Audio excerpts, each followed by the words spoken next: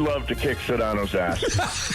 I want George wearing a mock turtleneck and, like a little flower in his lapel and all that stuff when he's dressed up for TV. That's the Sedano I want to kick that guy's ass. Yes, we'll never forget. More importantly, Sedano won't forget coming Tuesday, January 3rd about that. Meanwhile, today, though, we had a great bit delivered by Corporate Greg. Corporate Greg. Well, actually, Sliwa calling out sick yet again on a Lakers off day. But Corporate Greg sat in the air chair. Where John Ireland sits today, he officially was sitting in for Slee for hour number 1. And it was pretty good. It was pretty good. Corporate Greg. And this makes me ponder, why don't we just call it Mason, Ireland, and Greg? Maybe Mason, Ireland, and Berg?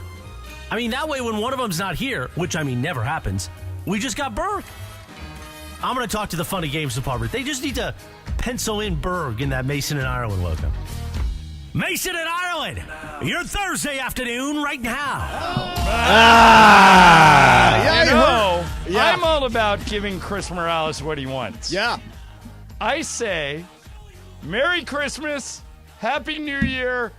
Let's hand the show to Greg and go eat. Nice. Let's go. We don't need anything like that. That's a little overboard. Jorge show. No, I'm going with you guys. I'm hungry. It's just me and myself. All right, so the Lakers last night. Yeah. By the way, Bergman, I don't know why you don't. You could totally host a show here. I don't know why you kicked yourself upstairs to upper management when you could have been a host on the station. Well, because it's just not going to happen. Yeah. Yeah. Right. Well, right. No, you're right. That's the end of that. Wait a minute. I just talked to Amanda. She's already into vacation. You're literally Alexander Haig at this point. You are in charge. Yes. And by the way, next... Oh, I can make my own. I can give myself the job? You literally could send us to lunch right now. Can you sense a theme here? No, I see what you're wanting. All right, see you later. Yeah. Wait a minute. I just thought of something. So is Boss Amanda out next week? She's No. out. She's out the rest of this week and a couple of days next week. Right, Yeah, Greg? she's here Tuesday and Wednesday next week. I'm off all next week. I mean, she's off. So am Thursday and Friday. I in charge? If both you No, you're and nowhere near Boss in charge. Amanda are No, never. out, No, does that you know mean who- I run the show? No, Never. you know who is? Jorge. Yes. Jorge is way over you Vote two. here. That's easy. Vote for Jorge. Exactly. Vote for Jorge. Jorge's all decked out. He's got the Christmas cap. He's ready to go. Can I tell you, I was flipping channels the other day, and Napoleon Dynamite came on. Ah. Stupidest movie ever, still totally Awesome. holds up. Holds up. Absolutely holds up. I'm going to throw this football over that mountain. Yep. Yeah, it's the greatest. Yeah. Guys, vote for Jorge. There you go. There it is. Get started early. So What's up, fool? there you go. There's What's my up, tape. fool? So it is, John, this week has been a rough week. I have been eating my feelings like crazy. Well, you lost your dog, and your dogs are like your kids. They are I'm like giving my you kids. I'm giving you a free pass to. Now, do you want me? Do we need to change your Grubhub password again? We just may. We might have to. After the first Has of the it year. gotten After that the bad? first of the year. All right. No, we're going to try to return to normal next week 29.6. after we get to the through Christmas is crazy, man. My mom and that stepdad Leo are going to be here. Juan's dad and his stepmom are going to be here. We're going to the Christmas Day game, All right, the now big let me- 4 and let me 10 ask- matchups. So you don't like Juan's parents? Oh no, I do. They're great. Then why in the world would you put a lump of coal in their stocking like the Ram Broncos? Because game? they're Broncos season ticket holders. Yeah. They chose to come here because they want to see the Broncos and SoFi Stadium. And by the way, that will come true. You will see the stadium and you will see the Broncos. Well, what happens after that, I've got no idea. But in their case, I think Russell Wilson's playing, so they can see Russ cook. Yeah, they can see Russ cook. Let's ride. Yeah, Let's ride. What was that, Bergman? Who whispered Coach something like Sean McVay. McVay is about to call us Oh, right okay. now. We're All going right. to kick the show off with a bang. Excellent. What was the question we wanted to ask him last week, John? Oh, I got it. Oh, you Okay, got it? you have it? Okay, yeah, good. no, it's about it's about guys playing both ways. You know, it happens in high school. Yep. Now it's starting to happen in college. Yep. I'm wondering, McVay is very innovative. Mm-hmm. And is.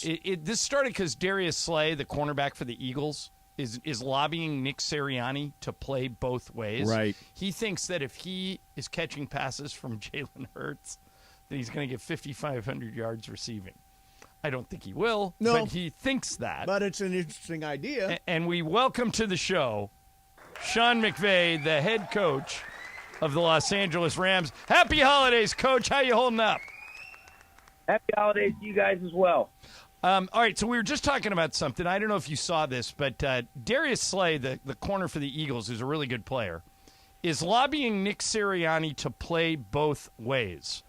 Now, you're about as innovative of a play caller as I've ever seen. Have you ever thought about going down that road? You've got some freak athletes on defense, and you got some great athletes on offense. Or at the NFL level, is that too risky to play a guy both ways? Yeah, I mean, there's certain guys that are certainly capable of it. When you talk about some of our defensive guys, Aaron's lobbied to maybe catch a pass before on the goal line, but Jalen's lobbied to catch a fade down in the tight red area, which they both could do it.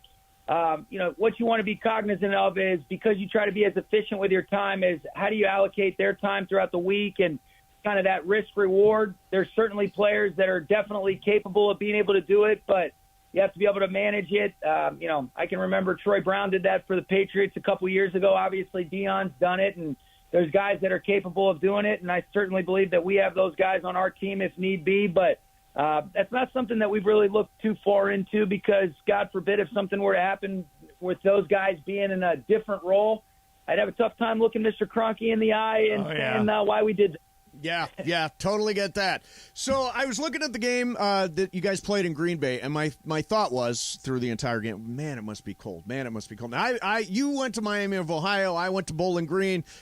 We know what cold is like. Since you moved to L.A., does it feel colder? Has your blood thinned out so that cold feels colder than it did before? No, I don't think so. Brendan Berger does a great job of keeping us warm. There's a lot of hand warmers in those pockets of mine on the jackets and things like that. And just once the game gets going, that's kind of where you're focused. Sean, there was I don't know if you've seen it, but there's a really cool video going around the internet right now where Ron Rivera, the head coach of the Commanders, tells Jeremy Reeves that he's made the Pro Bowl as a starter on special teams.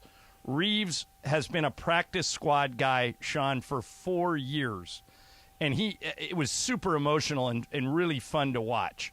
I'm wondering, you've told us before that the worst part of your job is when you have to make cuts, when you got to tell a guy that you're not going to keep him. I'm guessing this is the opposite. You're young in your career, but have you had that experience yet where you got to tell a guy that maybe worked his way up from the very bottom that he made it to the Pro Bowl, or is that maybe something that's yet to come in your career? Yeah, not a story quite like that, but that's a special thing when you see guys that have, overcome, whether it be adversity or work through some different things to get to where they are now, and the appreciation and the gratitude that they have, But, there's certainly a bunch of examples of seeing good things happen to great people here over the last handful of years. And then on the flip side, I would say I've learned as much this year with as much adversity and challenges as we've gone through about the real resilience that our players have demonstrated, the consistency that they continue to come to work with. So I have not seen that video, but that sounds like that's an awesome deal. Kelly Stafford had a great guest on her podcast this week. It was Matthew Stafford. And Matthew on the podcast said he's definitely coming back next year. There was this idea out there that, injuries and concussion, and is he going to come back? Was that any surprise to you, or have you had that sense all along? Yeah, I had never gotten an inclination otherwise. I think people kind of, draw conclusions based on some things that are accurate out there and some things that are inaccurate. And so, there's always stories. That's what makes the NFL great. But that news did not surprise me. Sean McVay, head coach of the Rams, is joining us. Coach, you actually have a game on Christmas Day this year. First time in the 80-year history of the Rams that they're going to play on Christmas Day. I'm curious, have you done any Christmas shopping? I mean, you're newly married. You got to get Veronica something. I would imagine you've got other people in your family you need to take care of. Do you?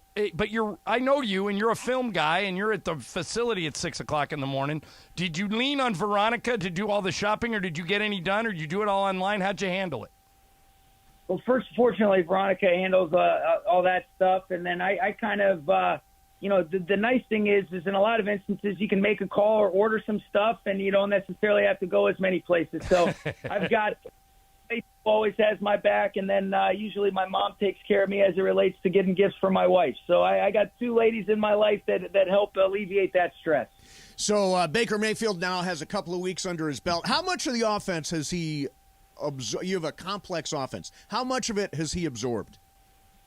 Yeah, I mean, we haven't been able to really run anything that assembles our offense relative to not just that, but, the amount of injuries that we've had in general. I mean, you're playing with a handful of guys that weren't here in training camp. And so to say that, I would say this. He's done an incredible job in a short amount of time absorbing and digesting a lot of information. And to be able to play that position is, one of the most difficult positions in all of sports, if not the most difficult. So I've been incredibly impressed, but, to put a percentage on it wouldn't be accurate because, this year has been anything but normal relative to the amount of different moving parts that we have week in and week out. And so he's really done an outstanding job, and he's been a joy to work with these last couple weeks and looking forward to it for the last 3 this season. All right, Sean, on that subject, we didn't get to talk to you last week because you guys have had a quirky schedule. You've been playing Thursdays and Mondays, and this is the first time we've talked to you in a couple of weeks.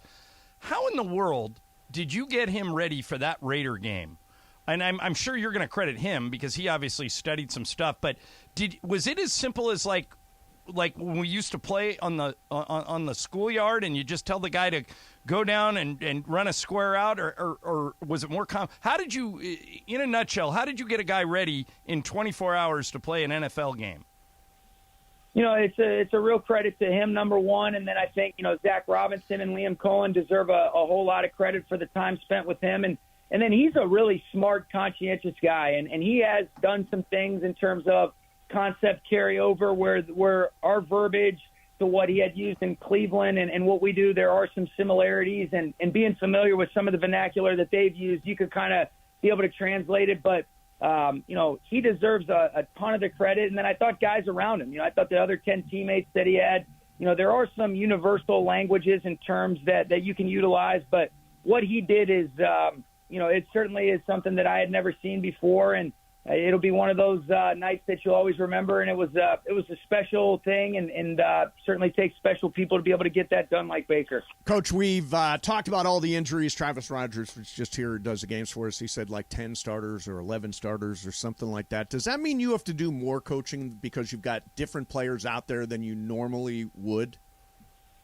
I don't know about more coaching, but more adjustments. More flexibility is necessary than ever. And then, there's a lot of late adjustments relative to, this has been something that I've never dealt with before, but I don't know necessarily more coaching as much as you just have to have some agility and continue to pour into these guys. And like I said earlier in the call, when they come with the consistency that they have and just continue to go to work, it's easy to want to work for them and try to help put them in good spots. And ultimately it's about, hey, let's go play to the best of our ability and let the chips fall where they may. All right, Sean, last thing from me. When Russell Wilson, who you're going to see this weekend, who you're going to see on Sunday, he does a really good job of keeping plays alive with his feet. When he starts to do that, when he starts to scramble around, what do you want your defense to do? Do you want him to stay where they are? Because if they leave the area, he's going to throw it there. But if you don't run after him and you leave him all that time to throw, he's going to kill you. What do you tell people when you're facing Russell Wilson about how to defend against him? Yeah, I mean, the first thing is you have to do a great job with your rush lane integrity. And then, depending upon whatever coverage that we're playing on the back end, if he does extend plays, you've got to be ready to plaster to whoever the nearest eligible is. Or if you're in a match man coverage, then you've got to be able to stay connected. But, rush coverage always go together. And, these great players like Russell Wilson make it real challenging and difficult. But that's where the discipline and playing all 11 as one is key and critical to your defensive success. All right. Well, listen, Coach, have a great Christmas. Be there Christmas Day at SoFi Stadium versus the Broncos. We appreciate you coming on as always, man. Okay, thanks. There's Coach Sean McVay of the Rams, who's got his work cut out for him.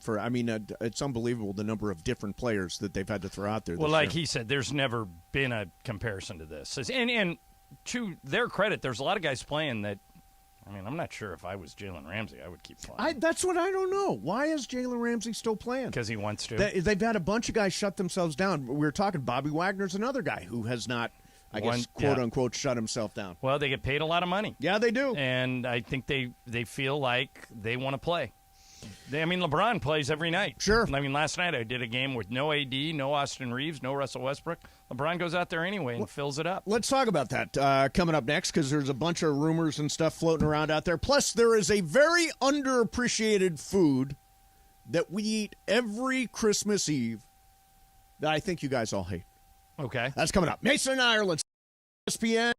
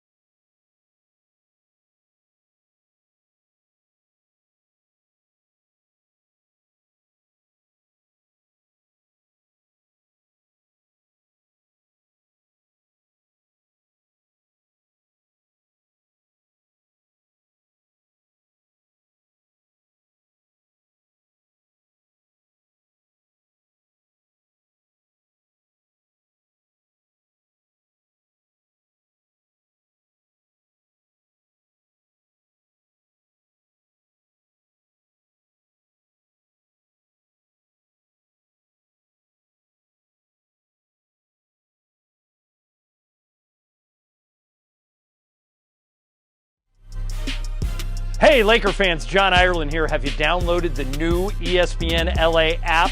You got to get this thing. It's great. You can get Travis and Sliwa, Mason and Ireland, Sedano and Cap, and all of our Lakers talk with Slee right in the palm of your hand. You're just one tap away from everything Lakers. You could even win Lakers tickets. React to the Lakers on ESPNLA app. Download the new ESPNLA app in the App Store or on Google Play. Favorite gift giver here in the office is John Ireland because he's rich and he gives you money. It's really easy. John Ireland. He gives you money and he gives you a decent amount of it. Emily, she gives the best gifts. She's thoughtful and gives it consideration. It's not quick and easy. She's a good gift giver. Clinton Yates. He gives amazing gifts. D-Raj just got, last year a guy got me some bourbon, so I think Travis kind of knows what to get. I think Mason. He and I have a lot of similar interests. I'll just leave it at that. Greg Bergman. John Ireland is the guy. He's got the dough. He's got the gated community. I think I'd get the best gift from him. I would like to get something from Chris Morales. Definitely Scott Kaplan because he gives you gifts from his friends' companies and then asks you to post about it on social media. Scott Kaplan, because it'll have cited written all over it, or going to be some bad material robe kind of thing he gave us last year, whatever it was. Don't even finish the question. Sliwa. Berg, because he doesn't stock his fridge very well, so I don't think he'd be that good at giving gifts. I think Taylor probably is not going to care that much, so I'm going to go Taylor on that one. I'll go Taylor. Sorry, Emily, but you probably just try to give me a Spotify account. I don't want that. Steve Mason. Alan Sliwa, no question. Alan Sliwa, don't want a gift from him. I don't think he's got good taste. Okay, so we've narrowed it down to 3 dogs. I just tweeted them out. I do not believe we can go wrong. Okay.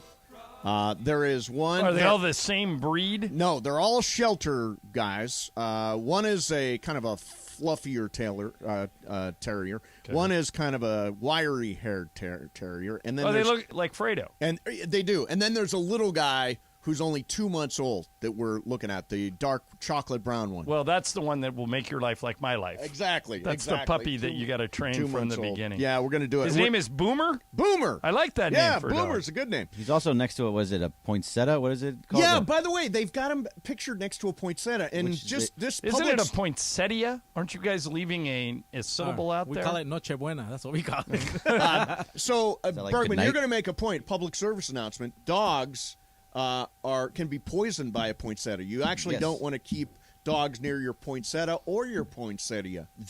Either one. They're both very pretty, but still, you don't want your dog anywhere near this. So putting a picture with it, I actually don't trust that dog anymore. Well, wait, it's not the dog's fault. Well, you know, if the owners are doing this to him, I don't know. But, That's right, kinda, but you can't blame the dog for them posing the dog into I shelter. appreciate poinsettia. Boomer's discipline, being right next to the poinsettia To and not not eat eating it. He did not even take a I guess bite out of that's that poinsettia. that's a better way to look at it. He's not going to eat your stuff. Very smart. Oh, Very smart. I like it. All right, He's also hey, the so cutest you were thing. asking McVay about cold. Yes, okay? cold. And how cold it was in Green Bay.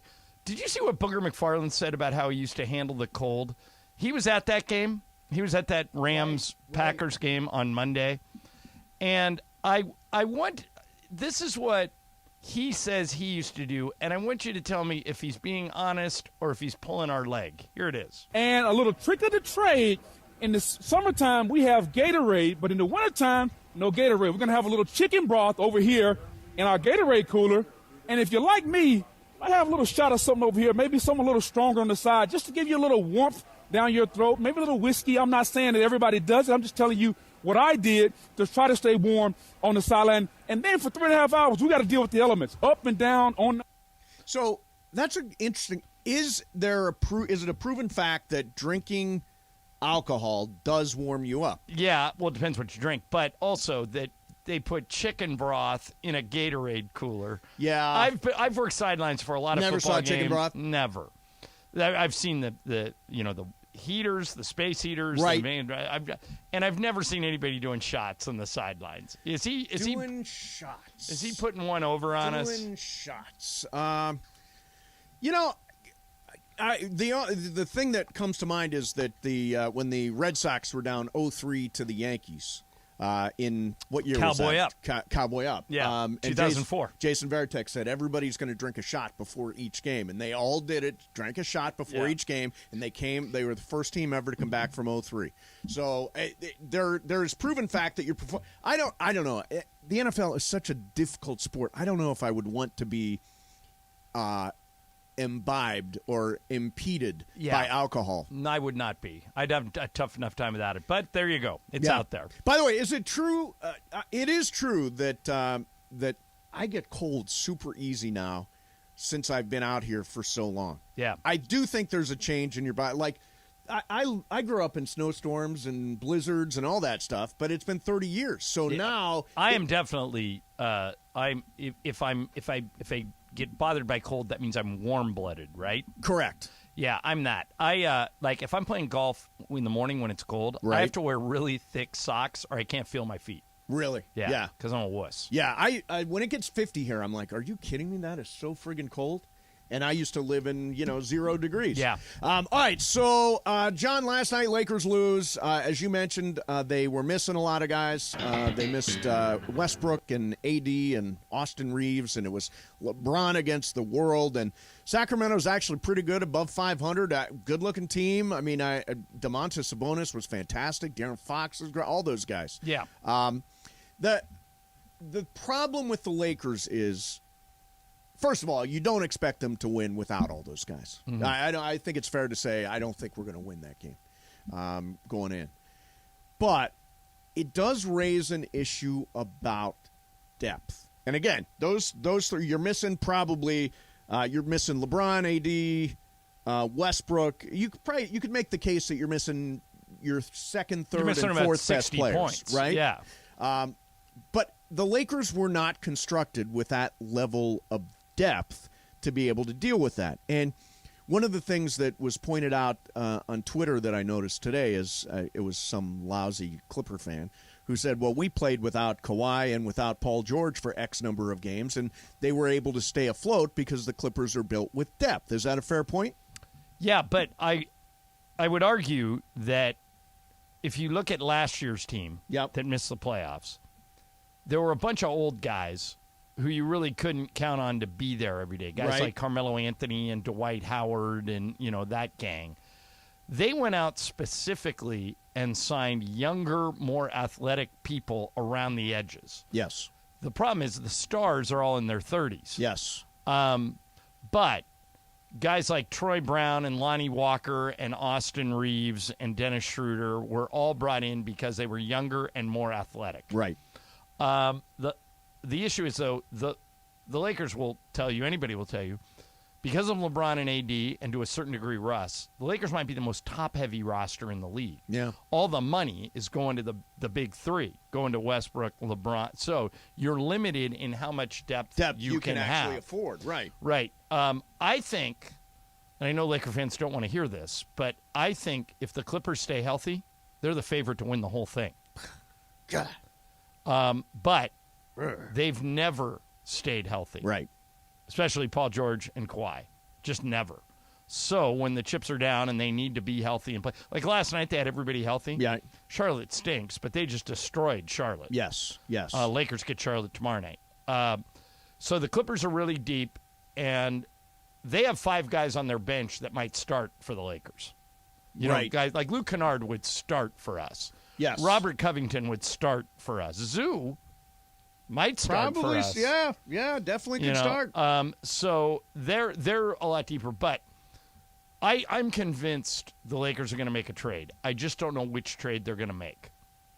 I think Rob has said since the start of the season, I think he actually prefaced it with, let me be abundantly clear. I'm going to use these picks to give LeBron the best chance to win a title. So I think he's going to move them. I just don't know. Like, for example, Zach LaVine. Yeah, now you're talking. It seems like Chicago is circling the drain, and they're going to need to blow things up. Yep. Would you give up both picks for Zach LaVine? In a second. Yesterday. Really? Absolutely. Then you can't make any more trades after that. Zach, you're adding an all-star caliber player. Isn't that the whole idea? The idea is if you can add an all-star caliber player, then you trade the picks. To me, it's an absolute no-brainer. So let me ask you this. Yeah. You'd rather have him than Bojan Bogdanovic? Yes. Would you rather have him than Buddy Hield and Miles Turner? Yes. You'd probably get both of them. Yes, I would. Well, see what Zach the rub LaVine is my first choice. You've only got one move here. If Kyrie... Star-driven effing town. If the Nets weren't on this... Star-effing-driven town. If the Nets weren't on some 7 or 8 game winning streak, you could make a run at Kyrie. But now I don't think they're going to trade him. No. And then Kyrie anyway, right? Because you think Kyrie is too much drama? He is. It's too much drama. Too much drama. Come on, we live in drama land. Let's go. Oh, God. Can you imagine? We would be talking. Oh, God. Kyrie has been really good during this winning streak for the Nets, too. Yeah. All right, coming up next for you, going to spin the wheel of questions. Today is the last show that Ireland and I will do together in 2022. This is the end. This is the Mason and Ireland Christmas Spectacular on 710 ESPN. Oh, let me.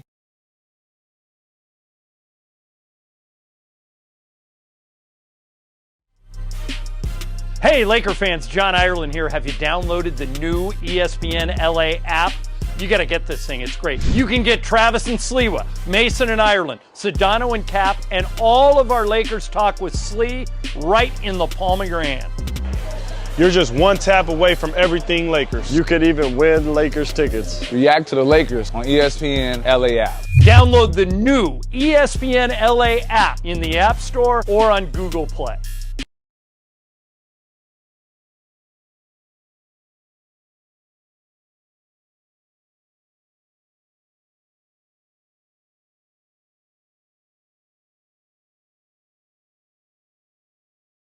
Favorite gift giver here in the office is John Ireland because he's rich and he gives you money. It's really easy. John Ireland. He gives you money and he gives you a decent amount of it. Emily, she gives the best gifts. She's thoughtful and gives it consideration. It's not quick and easy. She's a good gift giver. Clinton Yates. He gives amazing gifts. D-Raj just got, last year a guy got me some bourbon, so I think Travis kind of knows what to get. I think Mason, he and I have a lot of similar interests. I'll just leave it at that. Greg Bergman. John Ireland is the guy. He's got the dough. He's got the gated community. I think I'd get the best gift from him. I would like to get something from Chris Morales.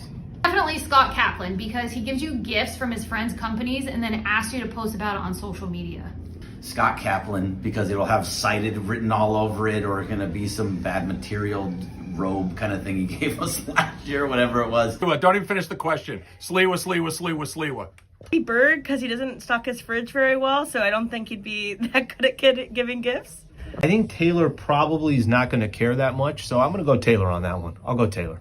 Sorry, Emily, but you probably just try to give me a Spotify account. I don't want that. Steve Mason.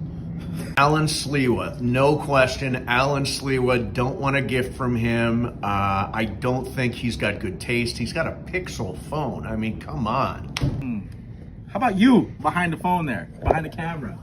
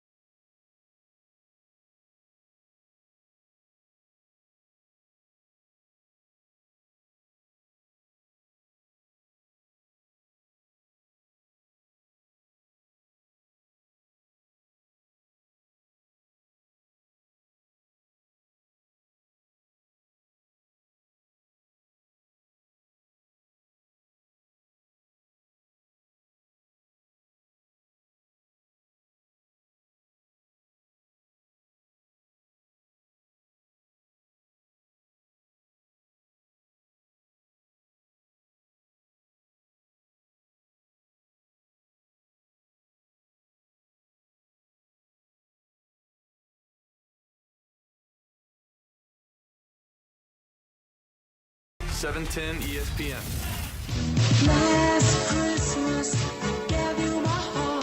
So it's our Christmas spectacular. Weird Christmas Eve is it's all messed up in my head because I got my mom and Leo tomorrow, then I got Juan's dad and Christmas Eve, and then Christmas Day, and then we're done. Then I'm getting a dog, then I'm buying a car. Wow, a lot of big things going on in your life. Yeah, I'm buying a late model Mazda. Okay. 2020 Mazda 5. Is John Patterson helping you out? Yes, he is. Well, then yes, he is. You're in good hands. It's a good ride. It's a good ride. So it's Wheel of Questions time. Jorge, do you want to give the wheel? Yeah, Jorge? did you forget about that? Sorry, Julio. What are you doing over there? Each weekday, 1 to 4 p.m. You know what it's time for? What is this? It's time for Wheel of Questions. Wheel of Questions is presented by our friends at Puente Hills Toyota. Got a car that's just sitting around not being used? Bring it to Puente Hills Toyota today for an instant cash offer. Puente Hills Toyota, the house of yes. Producer Jorge, are you ready with that wheel?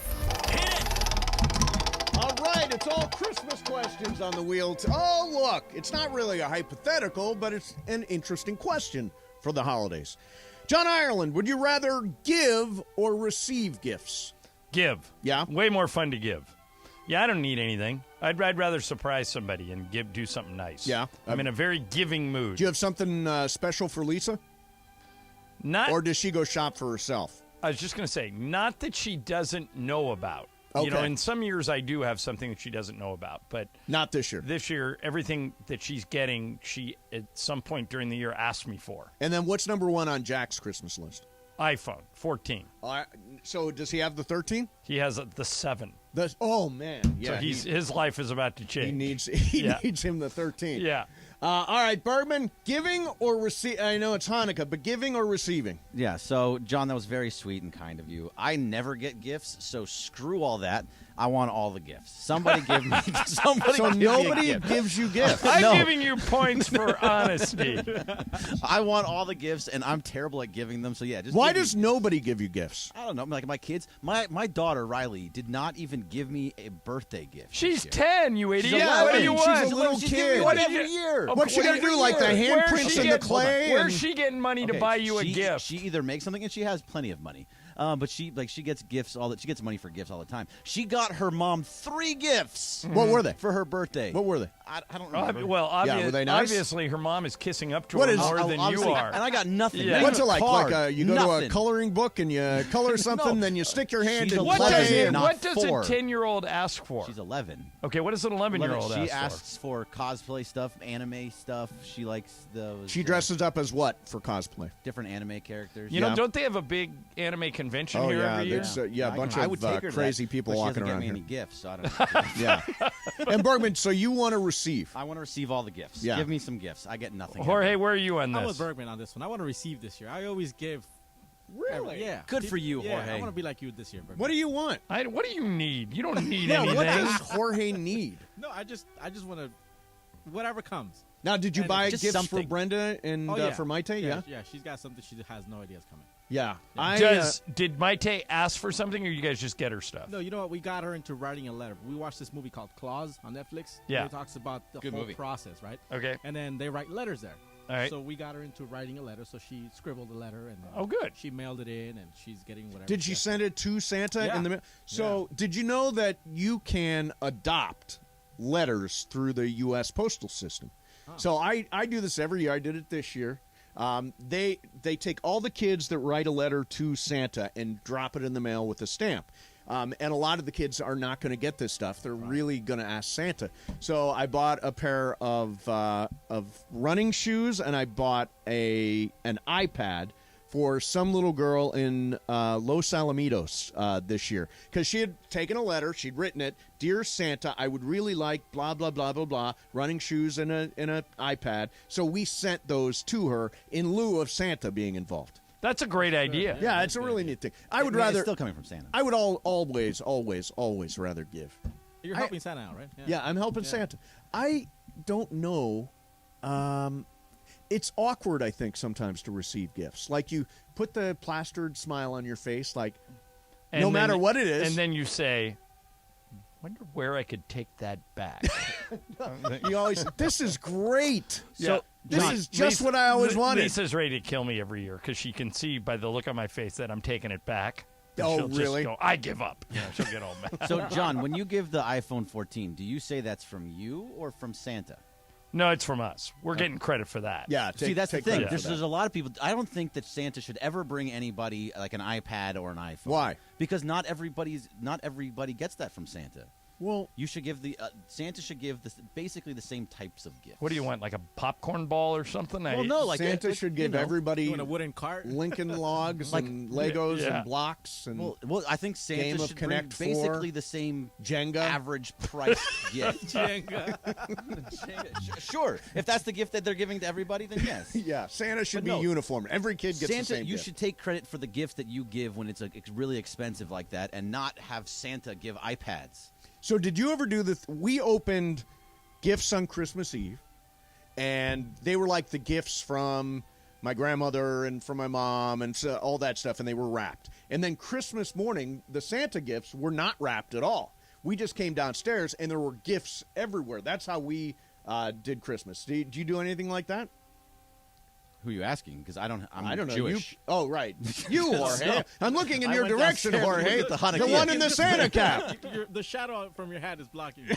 Yeah. How do you do it? We do the 24th. 24th, we open it at midnight. You open everything at 20. Maite stays up till midnight? 1:30 as of late, yeah. The big thing for me when we were little kids was I got to drink.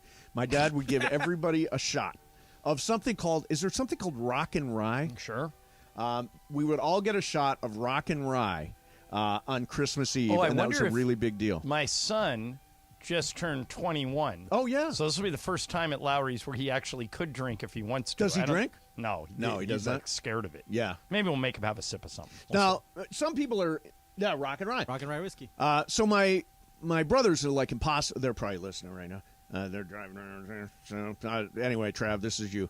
My brother's impossible to buy for. So what happens is my mom goes shopping with my brother Trav, and then Travis says, "I really like that, and I would use this, and I could use that." And then they go Your away. mom will write an email to everybody. Then my and mom goes back and buys the exact stuff that Travis that wanted. he reacted to. Yeah. Because otherwise, you wind up not happy. I think at this point in life, we have most things, and we're lucky when we don't have them, we buy them. Yeah, I'm the same way as you. Yeah.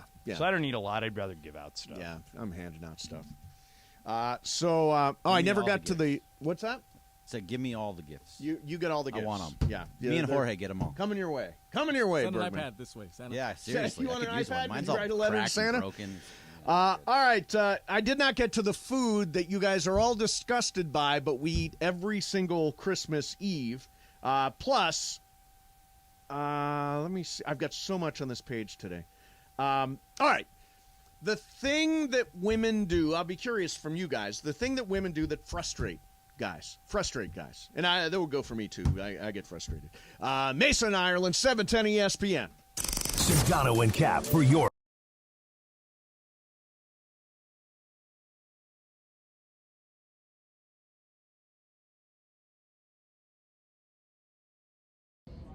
What color is Rudolph's nose? Come on, Keith. It's red. It's red. There you go. Who did Michael Jackson see kissing Santa Claus? His mother. No, mommy. Mommy. I saw mommy. A mother, but I said mother, mommy, Santa Claus. same thing. Santa Claus. Yeah. Mommy, mother, kissing Santa it's Claus. mommy. It's not mother. Well, it's the same thing. How do you say Merry Christmas in Spanish? Merry Christmas. Oh yeah, that's right. Feliz Navidad. I knew that in elementary school. What am I thinking? You worked with producer Jorge for years. He Yeah, taught you. true. He taught you. Name Santa's reindeers. Oh boy. Oh God, yeah. So you got Rudolph, Pixar or somebody like that? Blixen. Donner? No, not the Donner. No? No. No. Blixer or Flixer or something. We got Rudolph. Flixer. Man, I don't remember. Finish the lyrics. I just want you for my own, more than you could ever know. My Christmas. No, my Mariah Carey. Yeah, but finish the lyrics. All I want for you Christmas is you. Yeah, Mariah. I knew it was Mariah. Good job, Keith. Happy holidays, Merry Christmas, and thanks for tuning in each and every single morning on 710 ESPN.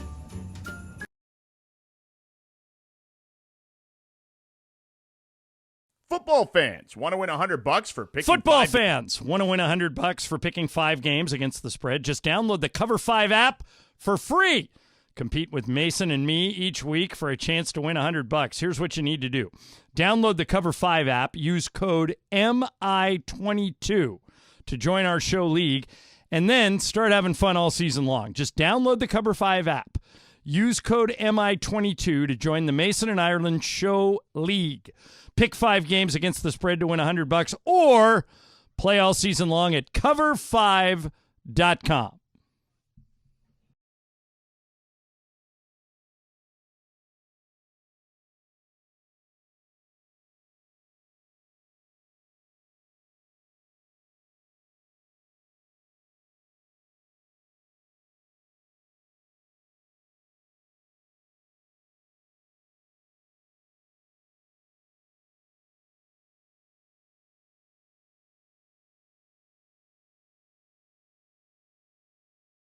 Ireland on your home of Rams football. 710 ESPN. Hey, it's the Queen of Christmas. You know what we didn't do this year? We didn't do any of those promos where it's like, hey, it's Mace. Hope you have a great holiday. And that's because Morales kind of took the last month of the year off. How come we didn't do that this year, Bergman? They're in your email. Oh, are they really? Yeah. We'll do them in the next break. Okay, got it. Yeah. I thought, oh, that's weird. We didn't know. You want to do one live? Do it live. We do live. Yeah, We can do pull it them live. live. Let's do them live. Go to your email. Go to the email. John, we're going to do these live. These are the special. Well, let's see how many we have. Christmas promos. There's a lot of them. We probably just should do like Let's one. do or two. one. Okay, live. we'll do one live. Each. It's the magic of radio. And John, do you have them? I'm looking for them. Ireland Christmas liners. Okay, here we go. Ready, Okay, Jorge? ready. You rolling? You want this music in there? I'm rolling without. I'm still rolling. Okay, music. got it. Yeah. All You'll right. hear it, but it won't be there. Hey, it's Ireland wishing you a Merry Christmas 2022. Have an amazing holiday season with your family and friends. Enjoy all the sports, the food, and the cheer. Our show, Mason and Ireland, the biggest show on the radio, is back on Tuesday, January 3rd, right here on LA's mega sports station, 710 ESPN. Okay, so here's mine. Hey, it's Mace. Happy New Year as we get ready for 2023. Don't forget to make that New Year's resolution like me. I'm cutting my weight to 190 in 2023. Don't laugh at me. And don't forget Mason and Ireland every day, 1 to 4 here on 710 ESPN. All right, there you go. That's what it sounds like when we do that. When we do those. We just let you behind the Do you think we scenes. just amaze people with that? Is the food that you are talking about mentioning fruitcake? No. But fruitcake is delicious. It's not delicious. Oh. It's terrible. And the only Fruitcake time you is would eat it fantastic. is right around Christmas. No, don't say that. Why? Fruitcake okay. is fantastic. If fruitcake was fantastic, why don't you eat it year-round? Because they don't make it year-round. Sure they do. No, you they can get don't. it anytime you want. I don't think I can get fruitcake. Go online right now. You can order fruitcake fruitcake. in July. Oh, sure. Fruitcake is delicious. It's got all that fake fruit in it. Yeah. It's really moist. No It's one like likes delicious, fruitcake. Compressed and What's the food you're delicious. talking about? I got 3 words for you. Anchovies. Oh, God, they're terrible. They are so good. They are so good. Are you guys are all unanimous anchovy haters, right? Yeah. Yeah. Of course, like 99% of the world. So this is one of our traditions that we have every year, and maybe I'll do it tomorrow to convince you guys that it's actually good. Anchovies on orange slices. This has been handed down from generation to kill me generation now. because you get the saltiness and you get the sweetness and you get a little acid to bite the salt, and it's delicious. The Should I only make 'em person for in tomorrow? America that is pro anchovy. Anchovies on orange slices? I will not come in that day then. Caesar salad. You don't have anchovies in a Caesar? No. Well, you know there are anchovies in a Caesar salad. Yes, if you ask for them. Tonight. It's in the dressing. That's anchovies in the Tonight dressing. in the big spinning salad at Lowry's, there'll be anchovies in there. Anchovies You don't have to get them. You'll say no. I will right? reluctantly put up with Why them. do anchovies have such a bad rap? They smell. They don't they're taste good. delicious. What's They're good so about them? good. It's like licking a salt lick. Oh no, you guys are missing out, man. Are you a Anchovies horse? Great. We're doing. We're not really doing Night of the Seven Fishes this year. John does not believe there is such a thing as Yeah, Night I think of the you made Seven it up. Fishes. Yeah, everybody Italian knows this is false. We're going to a seafood restaurant, but a couple years ago we did this Night of the Seven Fishes at home. Me and Juan. Red Lobster. He's sporting for everybody. We're going to a really cool fish store in Culver City. I think it's All right, called good to know. Tangaroa Market. And but a couple years ago we successfully did it. Like we had clams, we had oysters, we had tuna, we had shrimp, we had anchovies, we had sardines. My grandmother used to make, which was disgusting, eel. Now I would never eat eel, but that was always one of her 7 fishes. But do not sleep on this, people. Anchovies on orange slices. Trust me, you will thank me later. No, you won't. You guys all have sour looks on your face. Because it's gross. But But screw eel, you. It's a family terrible tradition. idea. Eel and sushi is really good. I'll make one of your family traditions look stupid. Go ahead, tell me a family tradition. I'll make it stupid. we don't have any family traditions. Man, why are you mad? Yeah, seriously. You think I'm mad? Come at you. He's not real mad. Yeah, no, I'm not actually. He's fake mad. Super mad. I'm pretend mad.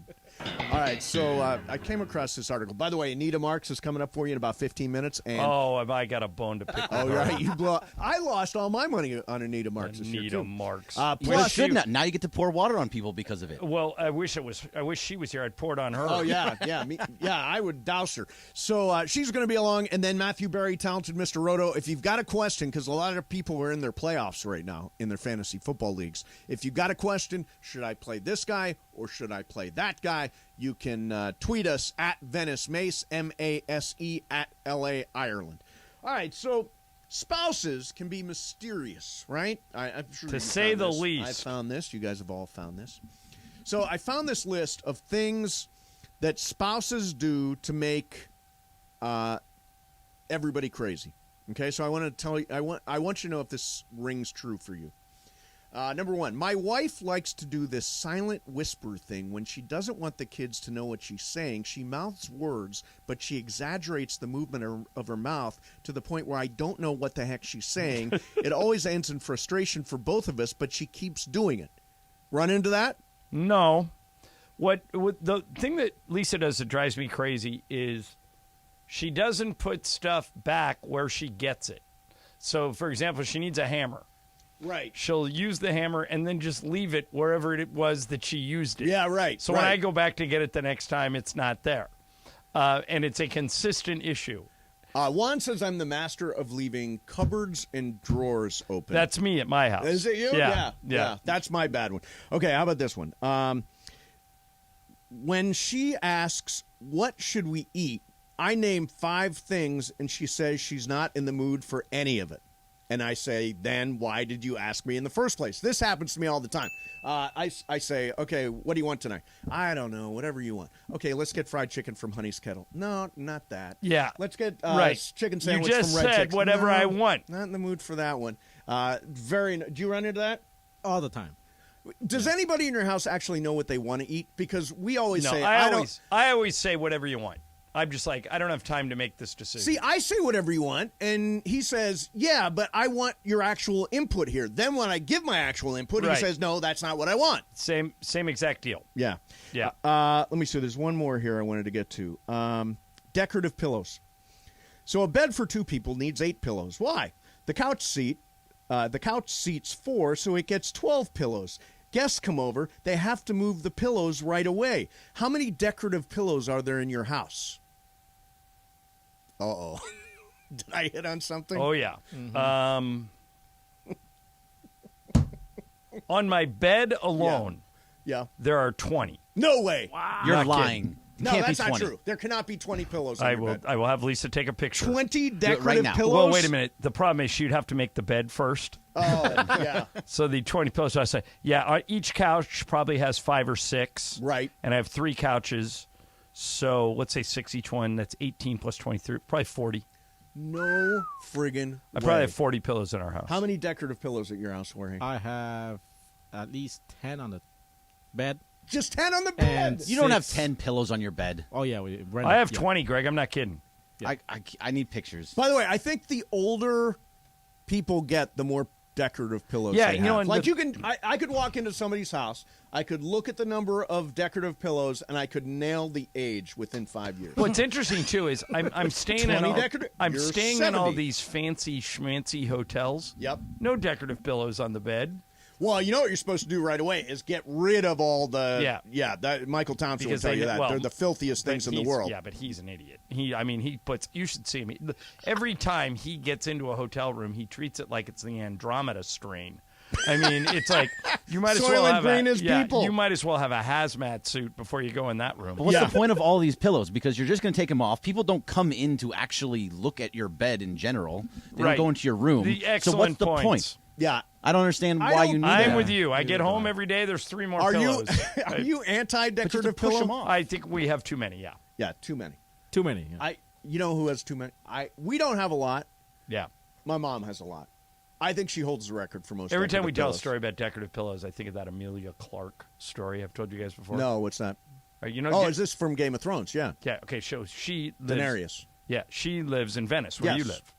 So one time, I heard her tell this story on like the Tonight Show. Mm-hmm. One time, her mom, who's from London, came to stay with her, and she said, "Mom, on Friday night, I've been seeing this guy for a while, and I really want to spend the night with him. We're at that point in the relationship, but he's not going to do it if you're staying with me. So I'm going to put you up in a hotel for one night." And she goes, "Oh, sure, honey, whatever you need, and I'll come back the next day." She goes, "Perfect." So she runs off to work to go film Game of Thrones, and she's texting with her mom, said, "Mom, here's the hotel. Check in anytime." And her mom goes, "Okay, I'm here. It's great. Thanks. Have fun tonight." So she goes out with the guy and comes back to her place. And on the bed and on the couch, everywhere, are decorative pillows with Khaleesi's face on them. In other words, her mom went out. Oh, and that's this is funny. something your mom would my do. mom would do this for sure. Bought all these pillows, so it looks like she is the most self-absorbed person of all time. Yep. Basically, the guy came back and goes, "Seriously, you have pictures of yourself on every pillow?" Right, that's ridiculous. Just totally ruined the night. That's very I go, funny. what strong move by mom. Yeah, good move by Yeah. mom. The best religious Christmas song. Religious Christmas song. Oh, Holy Night. Oh, Holy Night is the correct answer. Jorge, best religious Christmas song? That one. Oh, Holy Oh, Night. Holy Night, yeah. By the First way, Noel, is that you want one? Yeah, that counts. You want to hear a stunning version of "Oh Holy Night," and I was shocked the first time I heard it. Leah Michelle, the girl from Glee. Oh, well, yeah. Just knocked it out of the park. She's on Broadway now, she's yeah. on Broadway. I guess everybody doesn't like her because she's mean, but she does a really good Oh Holy Night. I'll tell you, she's selling a lot of tickets on Broadway. Yeah, I like the. Did you actually end up going to New York or no? Because the dog thing kind of derailed everything. Thing derailed everything. Yeah. Because I know at one point that was in your plan. Oh, I really wanted to go to New York. New York is great this time of year. Okay, best secular. I guess that would be the term. Best secular. This is Leah Michelle. The stars are brightly shining. It is the night of our dear Savior's birth. You know, she has that Broadway thing going. Right after the song, she berates an intern. That's how that goes down.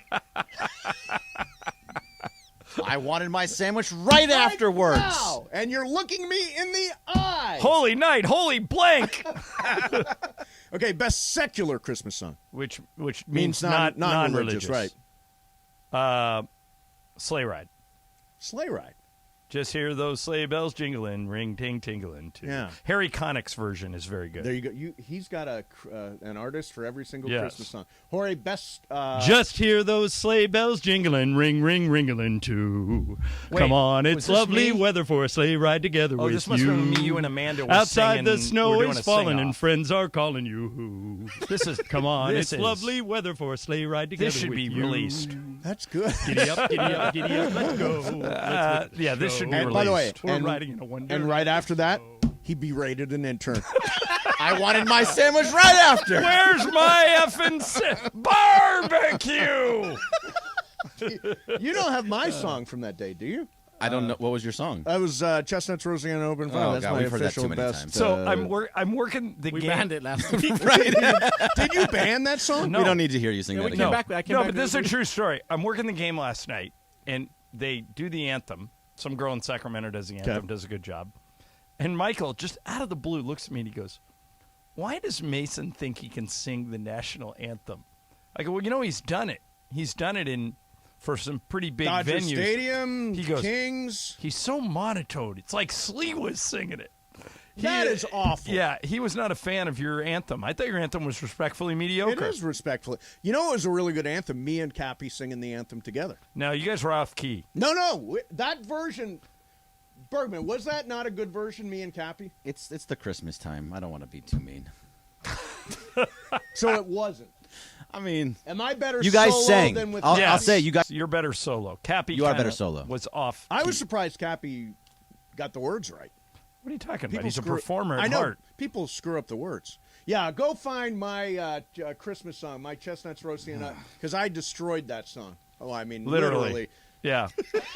More ways than one. Beat it to within an inch of its life. All right. Oh, we don't have it in the system. That's too a bad. Screw you, shame. Chestnuts roasting on an open fire. Jack Frost nipping at your nose. I'll do a live All right, version so later. wait a minute. Is Anita Marks coming up next? Yeah. I'm trying to figure out how mean I can be to her because she literally lost all of my mythical money except for $1,000. All I said was, give me any 3 teams I can put in a parlay. And the very first game, she lost. Wow. That Baltimore at Cleveland. She said, take Baltimore. They're going to win for sure. Wow. What the hell? Well, you know, I lost $50,000 mythical dollars on a bet that I lost Anita more than gave that. me. Greg, what did I lose? Like 58? Yeah. How did you lose 50? Did you I put bet it all. $58,000 on a parlay? Yeah. You're Because a, if you're I a would have hit it, dumbass. You can't hit a parlay. wait a minute. If I hit it, I would have passed Jorge. Yeah, I mean, if But I said, Anita, I'm in your hands. Whatever parlay you that's want. like playing the lottery. How many Bet teams did you LA. have it? bet. I mean, she bets against LA. She does bet against LA. Yeah. We'll find out how she's betting Christmas Day. Probably not the game at the top of her list, but we'll get Anita Marks in here next. After that, Matthew Barry, talented Mr. Roto. It is our Mason Ireland Christmas Spectacular on 710.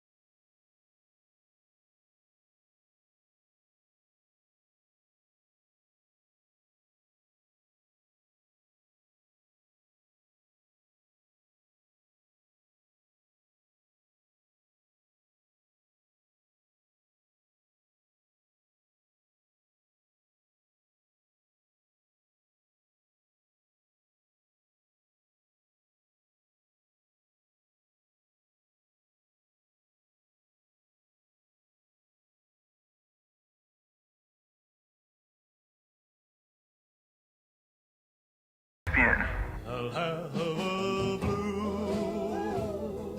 It's a blue Christmas for John because he lost all of his mythical money because of Anita Marks. I did.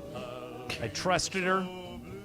I put myself in her hands. Oh, Anita, how could you? How could you? You did this I to me failed you. earlier I this year, failed too. you miserably. This is what we should have done. We should have just put all the money on both Argentina and France scoring. And it was plus money. It was like plus 110. That's what we should have done. We should have put it all on both teams Anita, scoring. what was unclear about I'm in your hands, pick any games you want. Yeah, but I thought you wanted some type of NFL. Hell no, I want my money back. Some kind of NFL sexy what? Some kind of parlay teaser. Like, I thought you by wanted the way, like has something... anyone ever come at you for real? Like I'm goofing around with you because we're just playing for mythical money. But have you ever gone on a show and told somebody, bet this, I feel strongly about it, and then you hear about it afterwards? Of course, all the time. You know what's funny is I'm actually having quite a good season this year. Right. Well, they say even the pros are like at 54%, right? Like the guys who make money are just over 50. I'm around 57, 58% Good this for you. season. So I'm actually doing really well. But this is what happens. Nobody comes at you and says, hey, great call here. Well, I shouldn't say no one. Every now and then I'll get like, hey, that great call on this show, or great pick, or great prop bet, or that was, but like, God forbid, like if I give out a wrong pick, oh my gosh, open up the floodgates. Right. It's like a gazillion tweets of like how horrible I am and how am I employed by ESPN and Wait a minute. It's a What's family your- show. I can't share with you all the things that come my way. But yes, it's funny. It's like I don't get any accolades when I give somebody a good bet and they win money. They come at me on Twitter when I give them a poor selection or a poor play and they lose money. So all the time, guys. Hey, Anita, what's your Twitter handle? Oh, all right. Let's open up the floodgates. Yeah, guys. I'm sending you a tweet right now. At Anita Marks. At Anita Marks. Okay. It's that simple. M-A-R-K. I just found you. No All right, relation to now, Groucho. Okay, now what you were saying that I should say you're the worst, and what else did she say? Oh, She's yeah, right in there? you're the worst, Okay, and I lost my ass on you. worst. And How are you employed? Your avatar picture How are is you employed by? is you golfing. How are you employed by ESPN? That's the other one. Okay. How are you employed by ESPN? Yeah, we're sending this tweet. And then the best is they tag ESPN. This is going to be retweeted. What Ireland is sending out is going to be retweeted and retweeted and retweeted, Anita. How much money do you have out there on the table on an NFL weekend? I mean, like straight cash. How much does Anita Marks actually bet? Not that much. Each weekend, I go into the weekend with $500. And then typically, again, I've been pretty successful, so more times than not, I head into Sunday playing with house money. So by the time I get into Sunday, I'm probably playing now with about $800.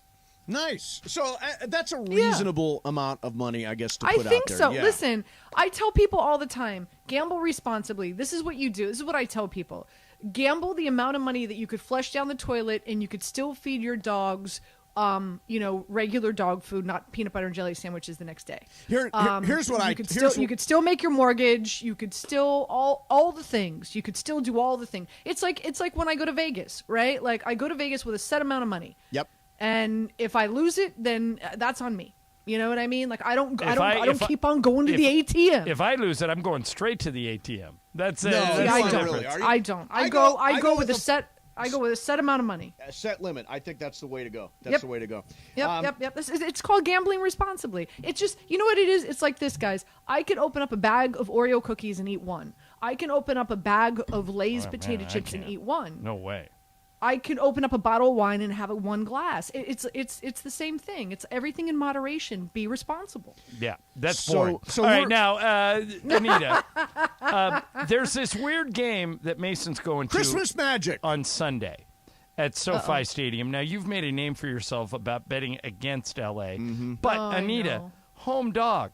Rams are getting points. They're getting 2.5. To play the Broncos at home. This is the week you actually do bet LA, right? I do not have a play in this game. Okay. I do like the I like the under. Yes, I do like the under. Right? What is he over under at like 4? Yeah. the over under and the spread are the same. Yeah. Temperatures are supposed to be quite chilly there as well, right? No, absolutely not. It's supposed to be 79 is the high on Christmas Day. Oh, really? So it's going to be warm nice. on Christmas, and it's a covered stadium too. So here's the thing. But hey, listen, I was there the other night in that Raiders game. I had a sweatshirt on. It was pretty chilly. The entire the Dolphins were there the other night. They had heaters underneath their benches. Right. So I mean, so it could get cold there. Here's the thing. Russell Wilson is back. How's he going to play? Here's an interesting trend. Home dogs, when you've got a home dog coming in, the under hits 62% of the time. Really? Yes. Wow, that's what is the number on this game? Let me see what it is right now. It's constantly changing. Yeah. Also, you've got the Denver Broncos. They only score touchdowns on 37% of their over-unders, 36.5. The Denver Broncos only score touchdowns on 37% of their offensive drives. So I like the under here. I like under 36.5. Also, I do like a prop bet here. I like Jerry Jeudy. He's been a complete beast with over a 30% target share the last few weeks. So I do like him for over receiving yards. Who do you like in this game tonight? It's kind of two dog teams, Jets, Jags. Are you going to bet it? Yeah, of course I'm going to bet it. Of course. How dare you even suggest otherwise? It's a Thursday night, dude. Yeah. So I do like the Jags. I'm going to play the Jags getting the points. I'm also going to play the Jags on the money line at plus 130. I think they'll win outright. Also, I think this is a great spot to use the Jags as a 2-team 6-point teaser and tease them up to plus 8.5 and align that with, I don't know, the Giants at 10.5 in Minnesota. There's quite a few. The Buffalo Bills -2 in Chicago. There's a lot of, I think, a lot of good. Wait a minute. The Bills are only a 2-point favorite? Well, you're teasing. You're teasing. Okay. Teasing it. Okay. You're taking that 6. I'm saying this is a great spot to get your first leg of your teaser heading into Saturday and Sunday. So you can tease the Jags up to plus 8.5 tonight. Now, if they cover, now you've already solidified your first leg of your teaser. Now you could align that with the Giants at plus 10.5 in Minnesota, the Bills -2 in Chicago. I'm trying to think. I'm looking around here in regard to other teams that I would.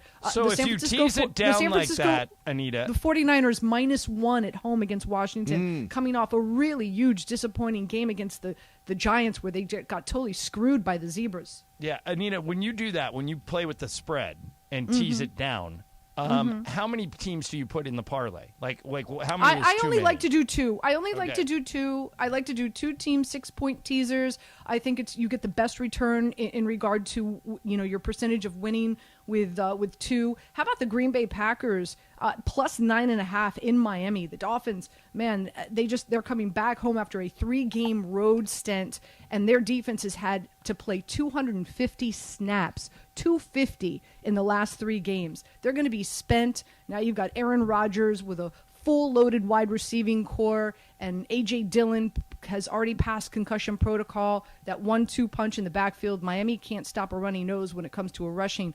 offense. So I love the Green Bay Packers, and if you could tease that up to plus 9.5, I think that's a really good play on Christmas Day. Hey, Monday night the Chargers are I think they're at Indy. What's the right side of that game? Again, this is another play that I like the under here. Here's why I don't have a play in this game. Nick Foles is starting. And I know I'm not breaking news here. We all know this, right? Nick Foles actually won a Super Bowl for the Philadelphia Eagles. I like Nick Foles. And so there's a lot of question marks here. This team plays really hard for Jeff Saturday. It's a very prideful team. They've got a solid defense. So I don't have a play here on a side just because the switch at quarterback I find it interesting, but I think the under is the play here offensively for the Chargers. They've been pretty flat offensively, right? Herbert, and also here's another one for you. The Colts play cover 3 the most of any defense in the NFL, and Justin Herbert is not good against cover 3 guys. They can't figure it out. So I like the under here as well. Okay. And the under is 45. All right. Hey, listen, we want to thank – by the way, you sent us Christmas gifts. I got a very cool Cooper Kupp T-shirt I requested Baker Mayfield number 17. I'm sure that's hard I know to come by. they weren't producing yet. Here's the thing. I promise. Once the company is 500 level. Once 500 level is printing Baker Mayfield jerseys or T-shirts, I'll be certain to send you one. I promise. It'll be a collector's item. There I have you a go. feeling. Hey, Anita, every appearance sponsored by Teza. Get more focus and energy in your daily life with Teza nutrient pouches. Visit TezaEnergy.com and make your mouth happy. Are you on tonight? I am on tonight. So make sure you tune in 8 o'clock. And a lot of NFL plays, getting you ready for an exciting holiday weekend. We'll also talk some NBA as well, getting you ready Christmas Day, NBA, a lot of fun games there as well. So a lot of NFL and NBA plays for you to get you through your holiday weekend. Cool. Well, we wish you a Merry Christmas, and I probably won't talk to you next week, I don't think. So have a Happy New Year, too. Fantastic. You guys as well. Enjoy tonight. All right, Thanks, cool. Anita. There's Anita Marks. Coming up next for you is Matthew Berry, the talented Mr. Roto. If you've got a dilemma, should I play this guy? Should I play that guy? 877-710-ESPN, 877-710-ESPN, or tweet us at Venice Mace, M-A-S-E, at L.A. Ireland. We're trying to get to as many as we can because we know it's the fantasy football playoffs going on right now. Mason, Ireland, 710 ESPN. Every moment.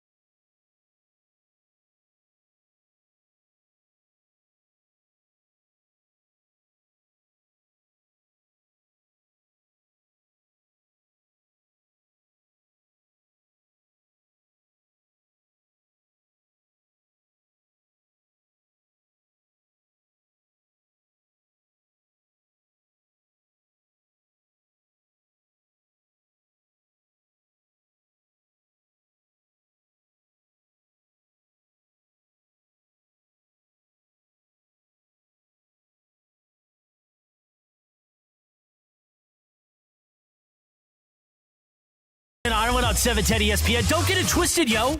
The most downloaded sports radio show in Los Angeles. The podcast, that is. Mason in Ireland, the number one most downloaded sports podcast in Los Angeles. The number one most downloaded sports podcast in Los Angeles. And we thank all of our podcast listeners for that. If you ever miss a moment, get your fill anytime. Just search Mason in Ireland wherever you get your podcast.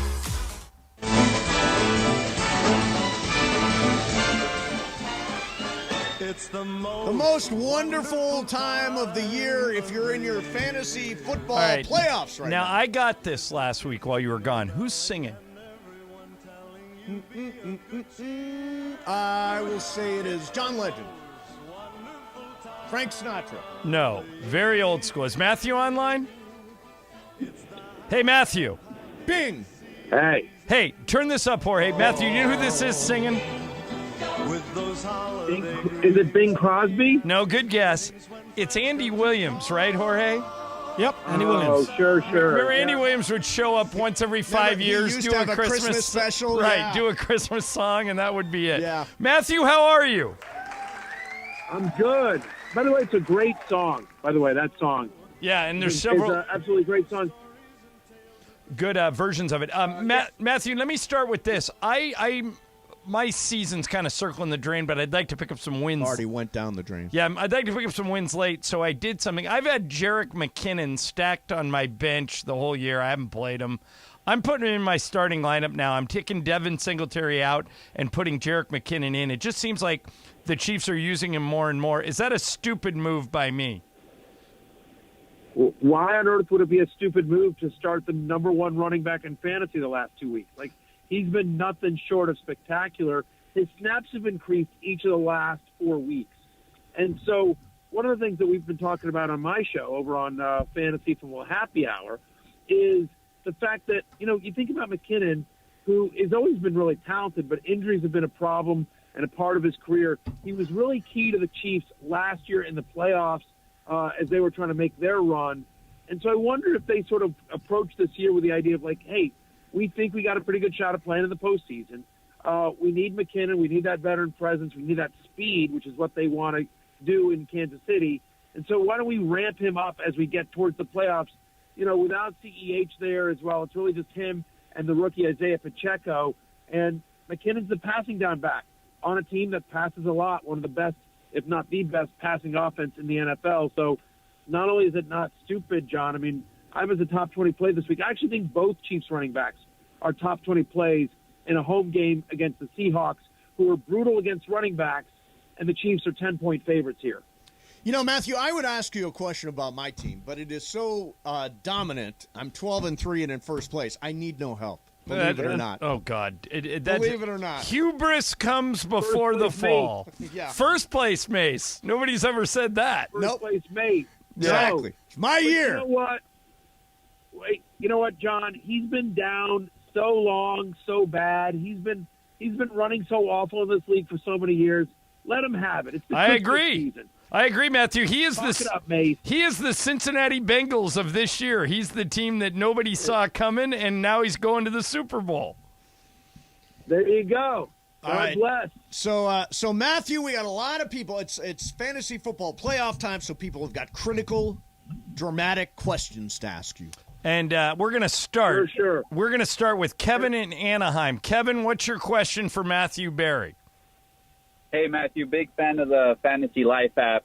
Stick with Justin Herbert or Kirk Cousins? Yeah, I'm going to stick with Justin Herbert. I get the question. What, do I get the question or really? No, I have Justin Herbert this year. He's been awful. He had 6 points last week. He had a tough game last week, and I get like I said, I get the question. Minnesota at home against the Giants. Giants have struggled somewhat defensively, although they've been, they were good against Washington, especially given all the help they got from the refs. But I don't know. The Chargers are at Indianapolis this week. The Colts are a bottom 12 pass defense over the last month. They're actually the worst scoring defense in the NFL. No team has given up more points over the last 4 weeks than the Colts. Obviously, that's skewed a little bit by the crazy comeback that the Vikings made last week, but the Vikings made a crazy comeback on them. I mean, I don't know. They're starting Nick Foles. I don't know. To me, in situations like this, I always go with the better quarterback or just the more talented player. And to me, Justin Herbert's the more talented player. So okay, I just got a tweet. I just got a tweet from at Venice Mace. Okay. He wants to know Van Jefferson or Mac Hollins. Oh, good God. Oh boy. I mean, that one's that's pretty ugly. It is. It's a rough Mac one. Hollins on the road. Yeah, it's that one's not ideal either. I mean, here's the thing about Van Jefferson. Skronik's done too, right? So I'm still going with Mac Hollins. They're on the road at Pittsburgh. Steelers have actually played pretty good defense, but so is Denver, right? I mean, the one thing that Denver does well is play good defense, especially on perimeter wide receivers. And so I'm going to go with Mac Hollins and hope for a long one. Okay, yeah, that's. But I got to be honest with you. I don't feel super confident in that call. Ideally, you go into the waiver wire and get somebody else. Neither of those guys are great options this week, as you know. Yeah. At Venice Mace agrees with you. All All right. PPR question: Garrett Wilson or Christian Watson? Yeah, I'm going with Garrett Wilson. Look, bad weather expected tonight, and I get it. It's Zach Wilson, but in the last 4 games that the last 4 games that Garrett Wilson has played with Zach Wilson, Garrett Wilson has a 20% or better target share in all 4 of those games. Jacksonville struggles defensively. I think Garrett Wilson is too good to ignore, even in a bad weather game with Zach Wilson under center. Watson we saw, ran the wrong route, didn't get the touchdown on Monday night. Give me Garrett Wilson. Here's Alex in Torrance. Hey, Alex, what's your question for Matthew Berry? All right, thanks for taking my call, guys. This is actually a question for my girlfriend because she actually made it to the semis and I didn't. Nice. Good for her. Yeah. No, I don't like it. But anyways, she has Jalen Hurts. This is a perfect week for him to get hurt. She also has Gardner Minshew, who she just picked up, and Daniel Jones. Do you suggest any one of those 2 or a deep sleeper? Thank you, guys. So Gardner Minshew or Daniel Jones, Matthew? I will say this. I think your girlfriend's in better shape than most people this week that just lost Jalen Hurts. I think both guys are viable this week. I actually go with Daniel Jones, though, in that Minnesota game that we were just talking about, John. I mean, the fact of the matter is that over the last month, only one team in the NFL has given up more passing yards per game than the Minnesota Vikings. They're a bottom 3 scoring defense as well. Jones, of course, always gets you points with his legs. Vikings have given over 300 yards passing, and I believe 4 of the last 5 games. So I actually think Daniel Jones has a nice game here. I have him 2 spots ahead of Minshew in my ranks. Okay, just got a tweet. This is from at Venice Mace. Mac Hollins or Marquez Valdez-Scantling? Oh, God.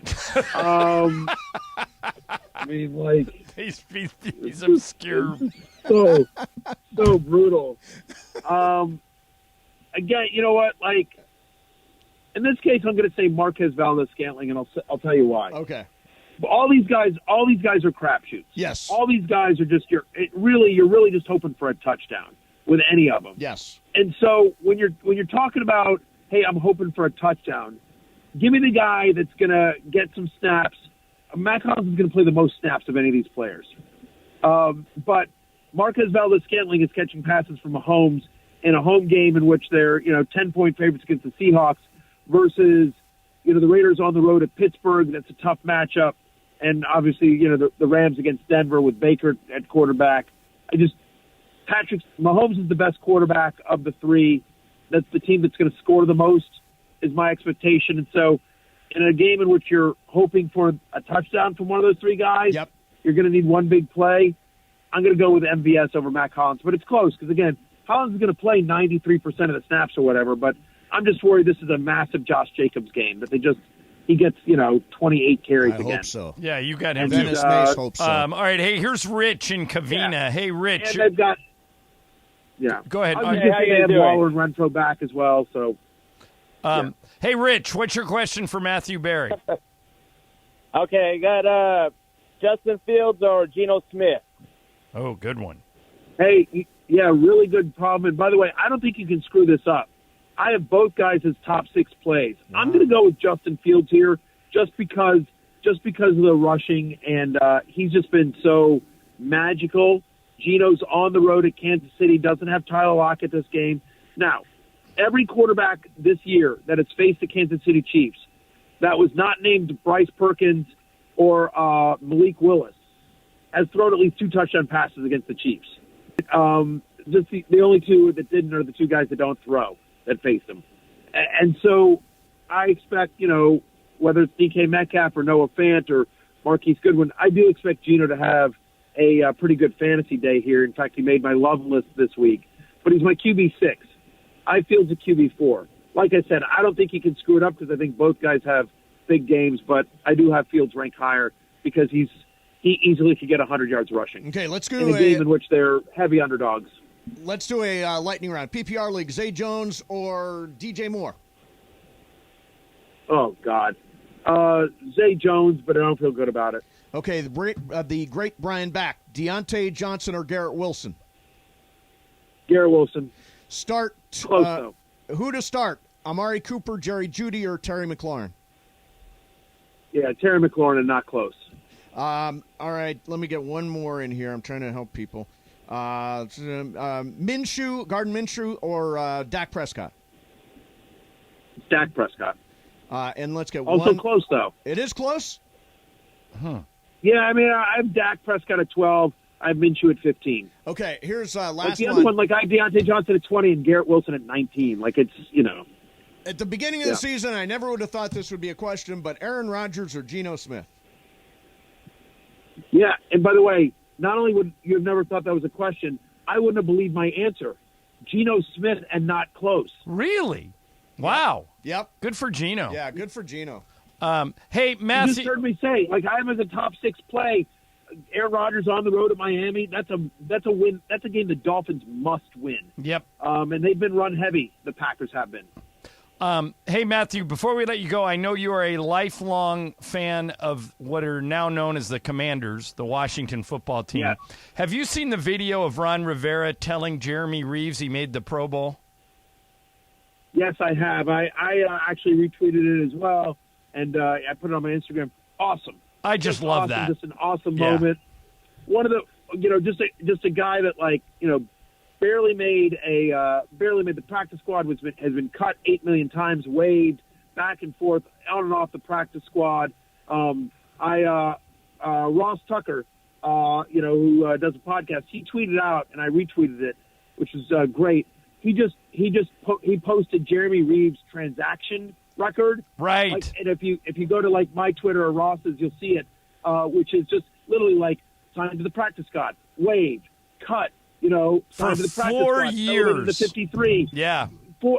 Back and forth, it's this massive one-page sheet of nothing but back and forth off the practice squad to the 53 to a free agent, and to finally make the Pro Bowl as a starter.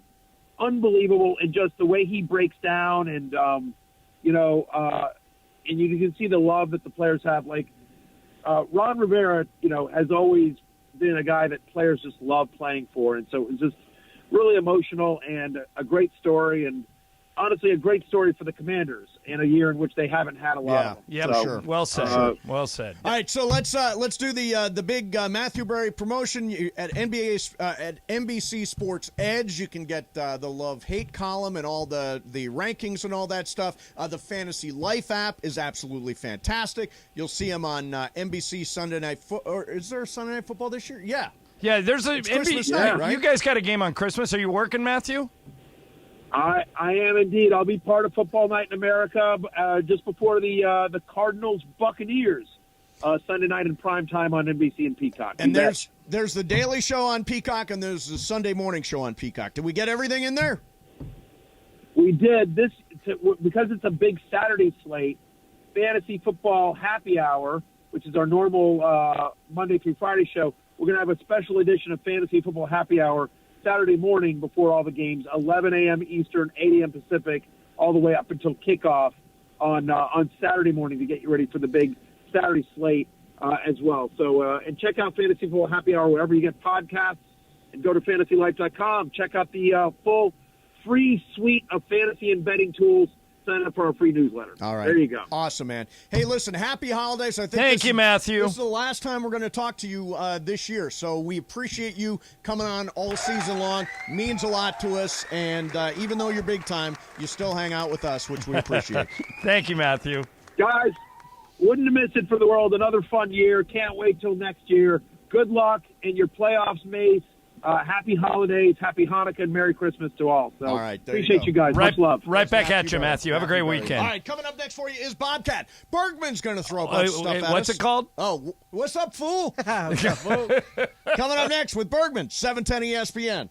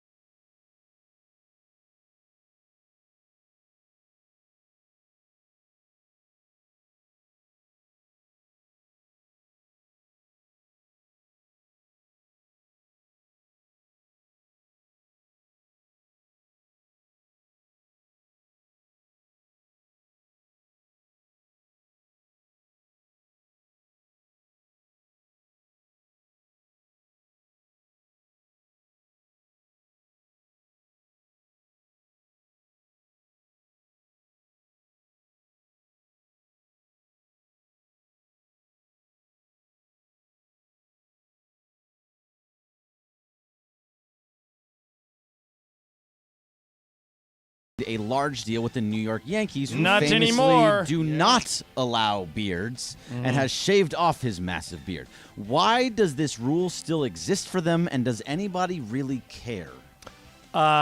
They've always had this rule. It stems back to George Steinbrenner, and I think as long as anybody named Steinbrenner owns the team, they're keeping the rule. No beards. They would allow mustache. I remember Thurman Munson had a mustache. Catfish Hunter, didn't he have a yeah, mustache? but no beards. They've had a ban on fade. Garrett Cole had to shave when he went there, and Jason Giambi did, and it's just the way it is. I have no issue with it. It's a small price to pay for being paid by the Yankees. It's more of no, it is a rule. I just think it is more of a tradition or more of a rule. It's a rule. They're the only ones that have it. It is a rule. Yeah. It is outdated, especially in an era where people wear beards now. Guys wear beards all the time. So, like Bergman, I don't think you would not fly as a Yankee because you got a beard. I refuse. but if I refuse to. But no, you don't. If they would triple or quadruple your salary, you would all of a sudden find a razor pretty fast. Will somebody else do it too? Well, everybody does it. Well, no, I'm saying will somebody else give me that money? Like another team. In other words, if the Dodgers would give me maybe a little bit less. Based on beards, you would make a decision based on money. Most likely, but if let's say the Dodgers were a little bit less than the Yankees, but the Yankees want me to shave my beard, I'll probably go to the Dodgers. You would take less to keep your beard, right? Because it's my face. Yeah, I do whatever I want. Yeah, it's ridiculous. It's a $3 razor, man. Yeah, and listen, I'm good. For $1 million more, you'll go to the Yankees. Look like yeah, $5. for 500,000 more, you would do it. Disagree. What's up, fool? All right, so Mario Lopez tweeted this gem from 15 years ago, Jorge. So if you have that clip, can you hit it for me, please? Stand by. Standing by. Stand by Clip. for news. Recent polls have shown a fifth of Americans can't locate the U.S. on a world map. Why do you think this is? I personally believe that U.S. Americans are unable to do so because some people out there in our nation don't have maps, and I believe that our education, such as in South Africa and the Iraq, everywhere such as, and I believe that they should, our education over here in the U.S. should help the U.S. Or should help South Africa and should help the Iraq and the Asian countries, so we will be able to build up our future for our Thank you very much. She's now married to a 70-year-old. Is there a more uncomfortable situation or a weird way to answer a question in TV history that you can think of? Oh, yeah. Really? I'm surprised, Greg, you're not thinking of it. In TV? Yep. Like real, not a TV show. Yep. Is it you? Nope. No, that wasn't that awkward. You with Shaq? No, that was awkward. No, that was awkward, but this one trumps me. Still a Great Night? Nope. Still a Great Night's a big one. No, you guys. This one was bigger than Still a Great Night. No, you guys aren't thinking of it. What? The Fly on the Hair? What about when they named the wrong movie Best Picture at the Oscars? Close, but this was worse. Worse? What is it? Mace, I'm surprised you're not getting this. Okay. Can we get a hint? Yeah. Late 80s. Happened in the Astrodome. Oh, no. Ted Koppel asking Al Campanis, why there aren't more black managers in baseball. Yeah, and Al Campanis saying they don't have the... Why do you think there are no black swimmers? They don't have any buoyancy. Yeah, that was They don't have the super tools awkward to and be sad. a field manager or a general manager. And Koppel said... I'm going to give you a chance to bail yourself out because that sounds like garbage. Yeah, that was... And he tripled down on it. Yeah. And it was the end of his career. Yeah, it was. Sadly. I'll take Miss Alabama or whatever. Miss South Carolina. By the way, Carolina. after I saw that, the one thing that stands out is how unbelievably attractive that girl is. And I don't know what she looks like now, but I think she probably, right after that was over, I think she got a couple of endorsements. Yeah. She'd read, she was presenting at award shows. Did she say such as every single time? Yeah. Such as yeah. South the Africa Iraq. and the Iraq. God bless South Carolina. Yeah. More power to them. What's up, fool? Okay, so I sent you guys a link of CBS Sports. They play a prank on the Rams and the Broncos where they put a mannequin and they put a ugly sweater jersey for this upcoming Christmas game. Okay. Now, is that something the NFL should do? And what do you guys think of these jerseys if you guys look at these videos? Wait, are these the actual jerseys they're going to use in the game? No, it's just a prank. But most Okay. of the players didn't like him. Some of them did. They're like, hey, man, it's just an ugly sweater jersey. Should the NFL go forward with this? Oh, it has a reindeer and I'm a tree. seeing a reindeer. No. I'll send you the There's Rams candy canes. There's an elf. The elf instead of the Bronco on the helmet. Look, there's the Grinch. Those are disgusting. The Grinch. I think they're stupid and gimmicky and hokey. I say absolutely not on this. Yeah, it's even too much for a Christmas Day game. You can't have reindeers on your helmet. Come there on. are just too many different. There's the city uniform and there's they've just too many uniforms. It's all a trick to get people to buy more uniforms, right? Right. And they do. Yeah, they do. They buy them all. Yeah, You the really pink think people ones, would buy the army this? ones? No, Greg, go to any Laker game and you'll see every uniform the Lakers have ever had represented in some way. People would absolutely buy it, no matter how Can't weird or imagine off the wall it is. Somebody would actually buy these, and these Rams ones are. Oh my God, the the Rams Rams ones just as are bad. They are horrifying. See the lights on the horns? Oh, the lights on the they're awful. The lights on the horn. You really think someone's gonna buy it? I know it. Lights Yeah. on the horn. Although would make the game more entertaining on Christmas Day. Especially this year. Yeah, especially this year. Is it going to be on the Nickelodeon? It's a game this between year? 2 4 and 10 teams. Can I change my answer? Put them in these things. Yeah, put them in these things. I They're actually fun. want to see this now. I might watch it I'm more with you. just to watch. I'm this. with you. Yeah, absolutely not. What's up, That's going to do it. We're out of time. No, do another one. We have no more time. It's the last show of the year. We don't care about your clock. It's not my clock. I don't It's their care clock. about Do you, the all right, clock fine. Do you anymore. want to do one about John Mayer or Aaron Judge? John Mayer. John John Mayer. Mayer. Yeah, John Mayer. John Mayer He's has dated that- everybody. Yes. John Mayer has that song, Your Body is a Wonderland, right? Body is a wonderland. It's always thought that it was about when he was dating Jennifer Love Hewitt, but he told EW that it was actually about his first girlfriend when he was 16. Can you think of any songs that are supposed to be about someone, and which is the best of those? Well, the one that is overwhelming, and she swears it's not true, but everybody assumes that You're So Vain by Carly Simon is about Warren Beatty, which she's never confirmed. Right. But she's never denied. So a lot of people think that. What about the Alanis? Isn't there an Alanis Morissette one that's about somebody It's and she about won't supposedly it's about Dave Coulier It from really Full is. House. Yeah. It is. Like that whole album is about him. I think Alanis Morissette dated Ryan Reynolds too. Isn't she Canadian? She is Canadian, yes. And he is too. I think I think they were a thing. I saw her in concert at the Hollywood Bowl. She's still fantastic. This year, did you see her? This, I like, just would a have few loved months to ago. have seen I saw her, that It's play great. that was you see based Jagged on all Little of her Pill? songs. Yeah, that with that guy that looks just like you. Yeah, that's right. That we had Good on the looking show. dude. The guy walked out there, and I thought I was being punked. It looked just like Mason. Yes. It was like Google a guy named Sean Allen Krill. Yes. With a K, and tell me that guy doesn't look like Mason. I'm a slightly better version of him. It's the other way around. Let's do one more. What's up, Foo? I do have one more. Excellent. Where is this one? Okay, so Aaron Judge was introduced or reintroduced. I don't really know the right way to say it. But anyway, he said, getting a chance to continue my legacy here, and then a bunch of other stuff that doesn't really matter. But outside of hitting 62 home runs, does he even really have a legacy? He has no rings. Yeah, but I mean, like, what's a legacy, though? Like, all right, name a name a better. Keep in mind, Mickey Mantle was a switch hitter. Okay, sure. Name a better right-handed power hitter in Yankees history. No, I mean, I don't know the Yankees that well. Well, Babe Ruth left-handed, Roger Maris left-handed, right? Lou Gehrig left-handed. Was Bernie Williams Bernie Williams switch hitter, I think. If not, he's left-handed. I mean, Aaron Judge is the greatest right-hand slugger maybe ever for the Yankees. I mean, they have Dave Winfield briefly. You said Maris is left-handed? Yeah. Yeah. So, I mean, you look at the history This guy? of yeah. Yeah, it's showing the picture of Mason in a tux. Doesn't he? Jorge, doesn't he look like Mason? 100%, yeah. He walked out on stage and started singing, and I went, okay. I literally started looking around for cameras. Does he sing as well as me? Better. Wow. Yeah. That's saying something. Yeah, it was, and the show was great. So Mickey Mantle, Roger Maris, Lou Gehrig, all left-handed. Well, Mickey was Joe a switch hitter. DiMaggio, Joe DiMaggio is the closest thing. Joe DiMaggio, Charlie Keller, Joe A-Rod. DiMaggio is probably the greatest right-hand hitter in Yankee history, but Yogi Judge may Berra. end up hitting more home runs than Jolton Joe. Here's what Matt I'll say. Mattingly. I don't know know. this. Mattingly left-handed. There will come a time when the Yankees hate that contract. Absolutely. There will come a time, a lot of these 11, 12, 13, there's going to come a time where they say, what the hell were we thinking? Yep. All right. Coming up next for you, we've got a very special song, right, Jorge? Yeah. Special song coming up next. We got that. Plus, I like this. Let's talk a little bit about USC recruiting. I've got an interesting wrinkle about it coming up next. Mason, Ireland, 710.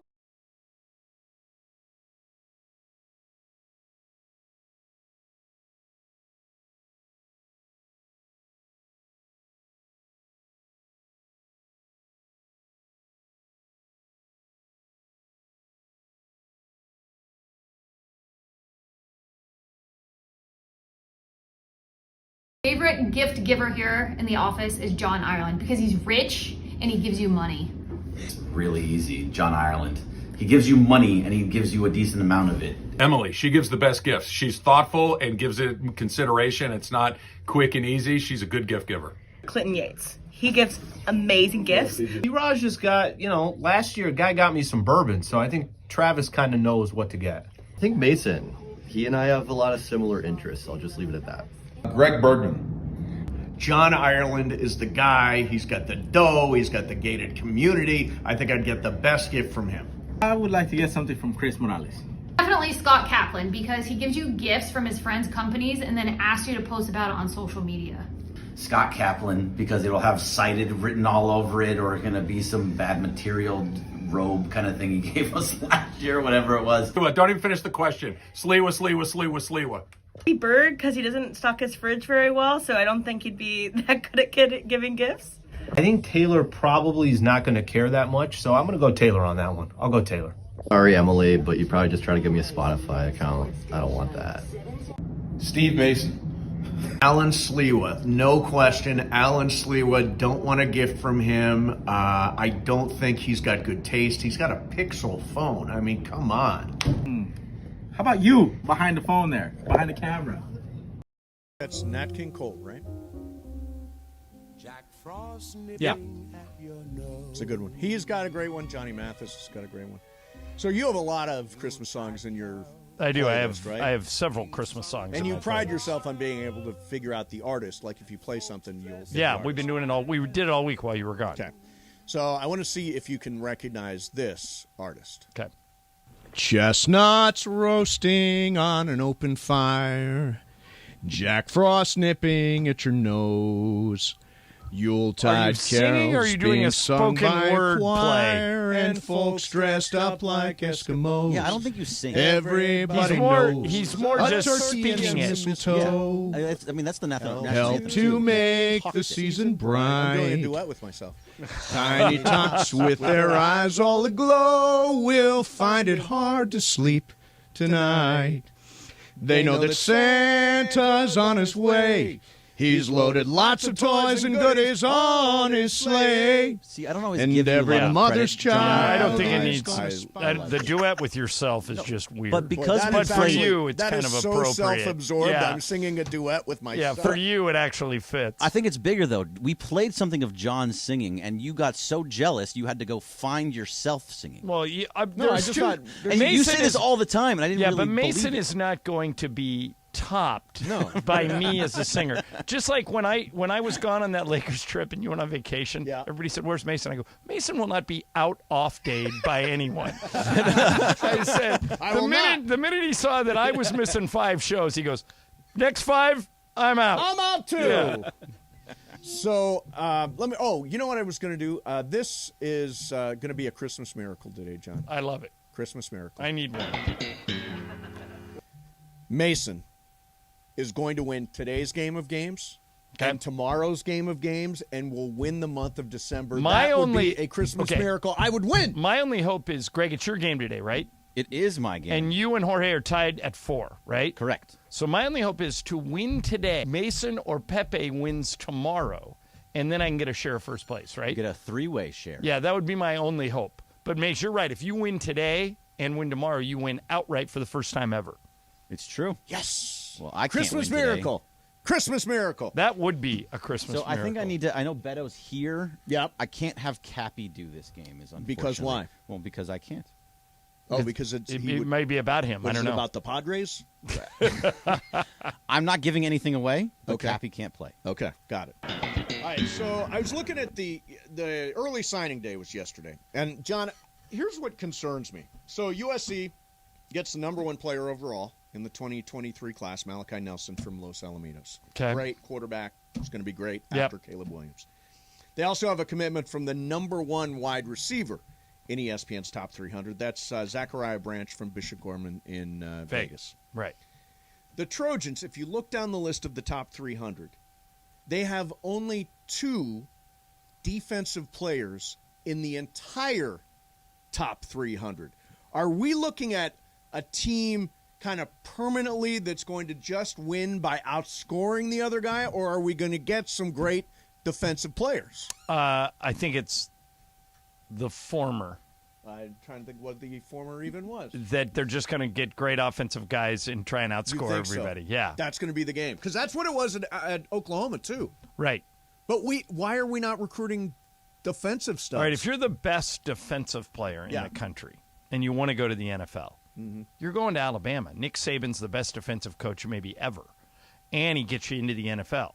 But if you're the best offensive player in the country, why wouldn't you go to Lincoln Riley? Right. You know, so, I mean, I think that has something to do Don't with you it. have to adjust and find out? We gave up all those points this year.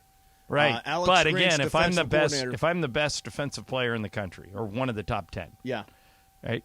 Why would I go play for Lincoln Riley? He's an offensive coach. I want to go play for Nick Saban. I mean, he's a defensive coach. Right. He's the, he knows defense.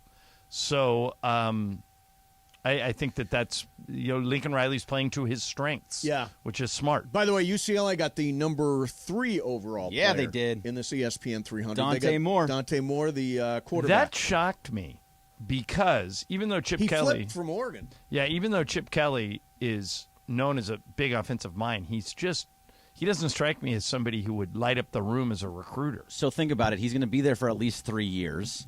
He's going to be in L.A., so he's going to get NIL deals in L.A., but then he's also going to go to the Big Ten the year in his second year. That So makes a then big difference. It Going makes to the a Big massive Ten difference. is going to make a huge difference. Yeah. We only have one more year of Pac-12, right? And then we're going to the Big That's Ten. it. And also think if you're the quarterback at Oregon, you're playing against a bunch of people, you're a bunch of Pac-12 people that aren't very good. You're playing much better competition in the Big Ten. The Pac-12 has not added anybody. No, Right. They're just going to run as is. Well, Is and that what you they're guys gonna also do? see Fresno that State. George Klevikoff, the commissioner of the Pac-12, is talking about giving their TV package to Amazon. So that really limits the audience. Right. It's already limited. There is no audience. Right. now. I can't get the Pac-12 network now. Although they will be, we all have Amazon. I think a lot of people have Amazon Prime because we get Prime. Right. We pay for the delivery and stuff. Would the game times change? In other words, yes, we would have good game times. Yeah. We would not get stuck in that 7:30 slot Correct. all the time. They would literally play the games whenever they wanted. Yeah. If they were going on. Is that for Amazon. this year or for in the future? No, if they sign it, it's not done yet. But if they sign it, it'd be for this coming year. We got to do something around here. How are we still now that everything is going to Amazon and YouTube and all that stuff? We can't put these games up on our TVs. Right. We need streaming. We need streaming. We need smart TVs I think and that's streaming. something we got to work on. Well, Isaac. that's you're the boss. Just you are today because Amanda's on vacation. Technically, you're the Or boss off of us. today. Technically, you're the boss. Call Mirror Audio Video. They'll figure it out. Yeah, they will. Yeah, we do need to get that in here because Call we should Isaac be and able to Ryan. watch Amazon. Did you see that Josh Rosen, former UCLA quarterback, has signed with the Vikings? That is his 7th team in 4 years. Yeah, what happened to this guy? I mean, he was earmarked as a can't miss NFL prospect, and now he can't make a team. He can't stay on a team. Kind of reminds me of Matt Leinart. You know, Matt Leinart was this unbelievable college quarterback, and then he got into the NFL, and he couldn't duplicate it. What must it be like to be a bust? To feel like a bust? Well, I don't think Matt was a bust. He played 10 years. 10 years, but mostly in a backup situation. Right, and made some good money. Josh is a bust. Yeah. He's having trouble staying in the league. And that really surprised me because he was great at UCLA. He was a really good quarterback. It's interesting. I was reading this article about, do you know Tyrell Terry? Yeah, retired from the NBA at a young age, like 25. Yes, he was drafted high. Never quite panned out. I found this quote from him. To most, I will forever be known as a bust, a failure, or a waste of talent. While most of that may be true when it comes to basketball, it is the biggest failure in life. that will lead to the greatest success. There is more for me in this vast world. I'm extremely excited to be able to explore that, and for the first time to be able to find my identity outside of being a basketball player. To acknowledge, hey, I'm a bust. Must feel terrible, right? Right. Because you're a bust for the rest of your life. Yeah, and that's your legacy. Yeah, that's terrible. Well, that wasn't very Christmassy, was it? Well, I mean, that's... Sorry. If you're a bust, I apologize. Well, no, I mean, think like Jamarcus Russell, number 1 overall pick in the whole draft, couldn't make it in the NFL. Now, I wonder where these guys go. That's his legacy. Yeah, I wonder what Jamarcus Russell's doing now. I don't know. Hope he has a good Christmas. There, I tied it into Christmas. See? See what I did there? All right, coming up next for you, let's do this. This, John, is the list of the best movies of the year according to AFI. I know all of them. Have you seen all of them? I have seen 8 of the 10. All right, I'm going to guess that I've seen 1 of the 10. Okay. We will, if that. We will talk about that coming up next. Mason, Ireland, 710.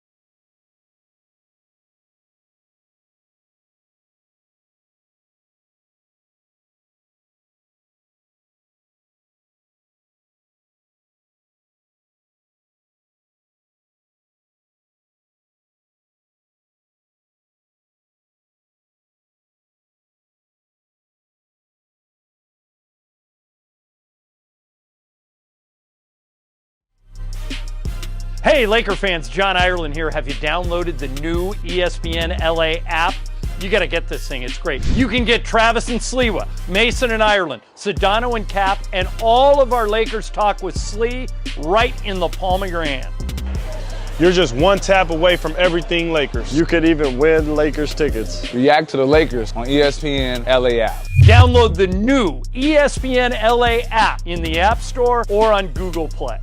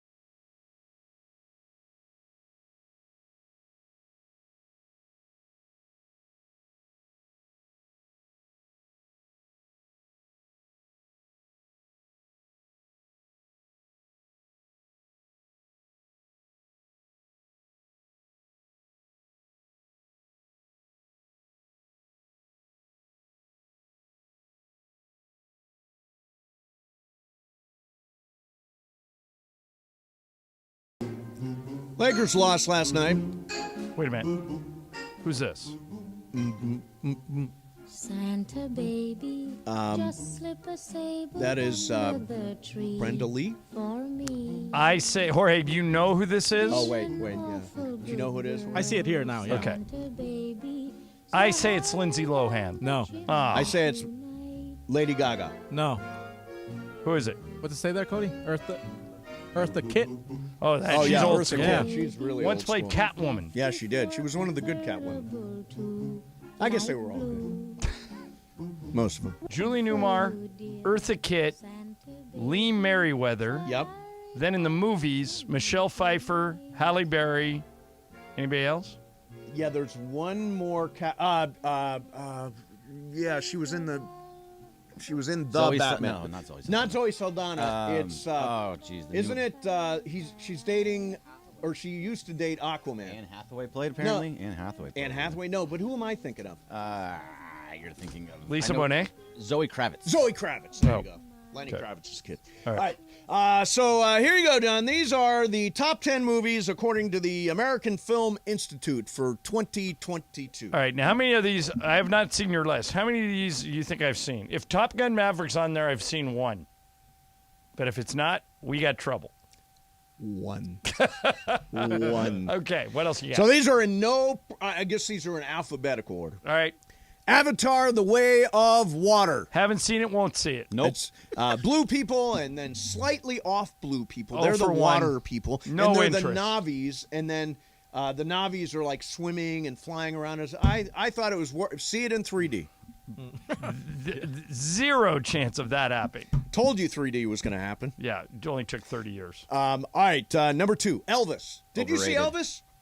I started it and thought it was too weird. Really? I thought it was really good. Austin Butler was fantastic as Elvis. Baz Luhrmann movie. Tom Hanks was like not Tom Hanks. He was It was playing a little too much. It was You didn't too like much. it? I didn't. It's too much? Won't see it. Overrated.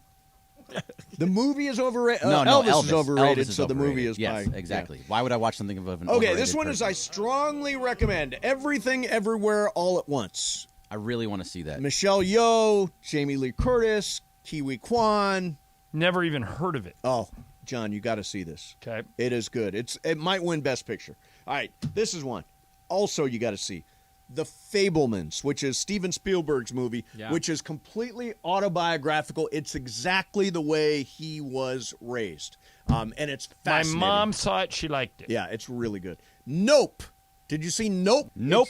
It's streaming now. Super creepy. It's Jordan Peele. I heard not good. Oh, I thought it was great. Okay. I thought it was great. Heard terrible. Well, where are you guys hearing stuff? I mean, Lindsay said it was one of the worst this movies is the she's ever American seen. Film Institute. Yeah. Why would you disagree with them? Yeah, We're they're not always disagreeing. Lindsay's disagreeing with her. She says it's one of the worst movies of all time. This is one I think you would like. Okay. She said. I saw it. No, really? Wow, I got 2. What'd you think? Loved it. Yeah, it's great. But What's it about? It's the Harvey. It's the 2 reporters from the New York Times that broke the Harvey Weinstein story. I saw it in D.C. It's very All the President's Men It is kind of thing. And I thought Carey Mulligan and Zoe Kazan. Yeah, Zoe Kazan? Yeah, I thought they were both great. They were great. Yeah, so you did see 2. Yeah.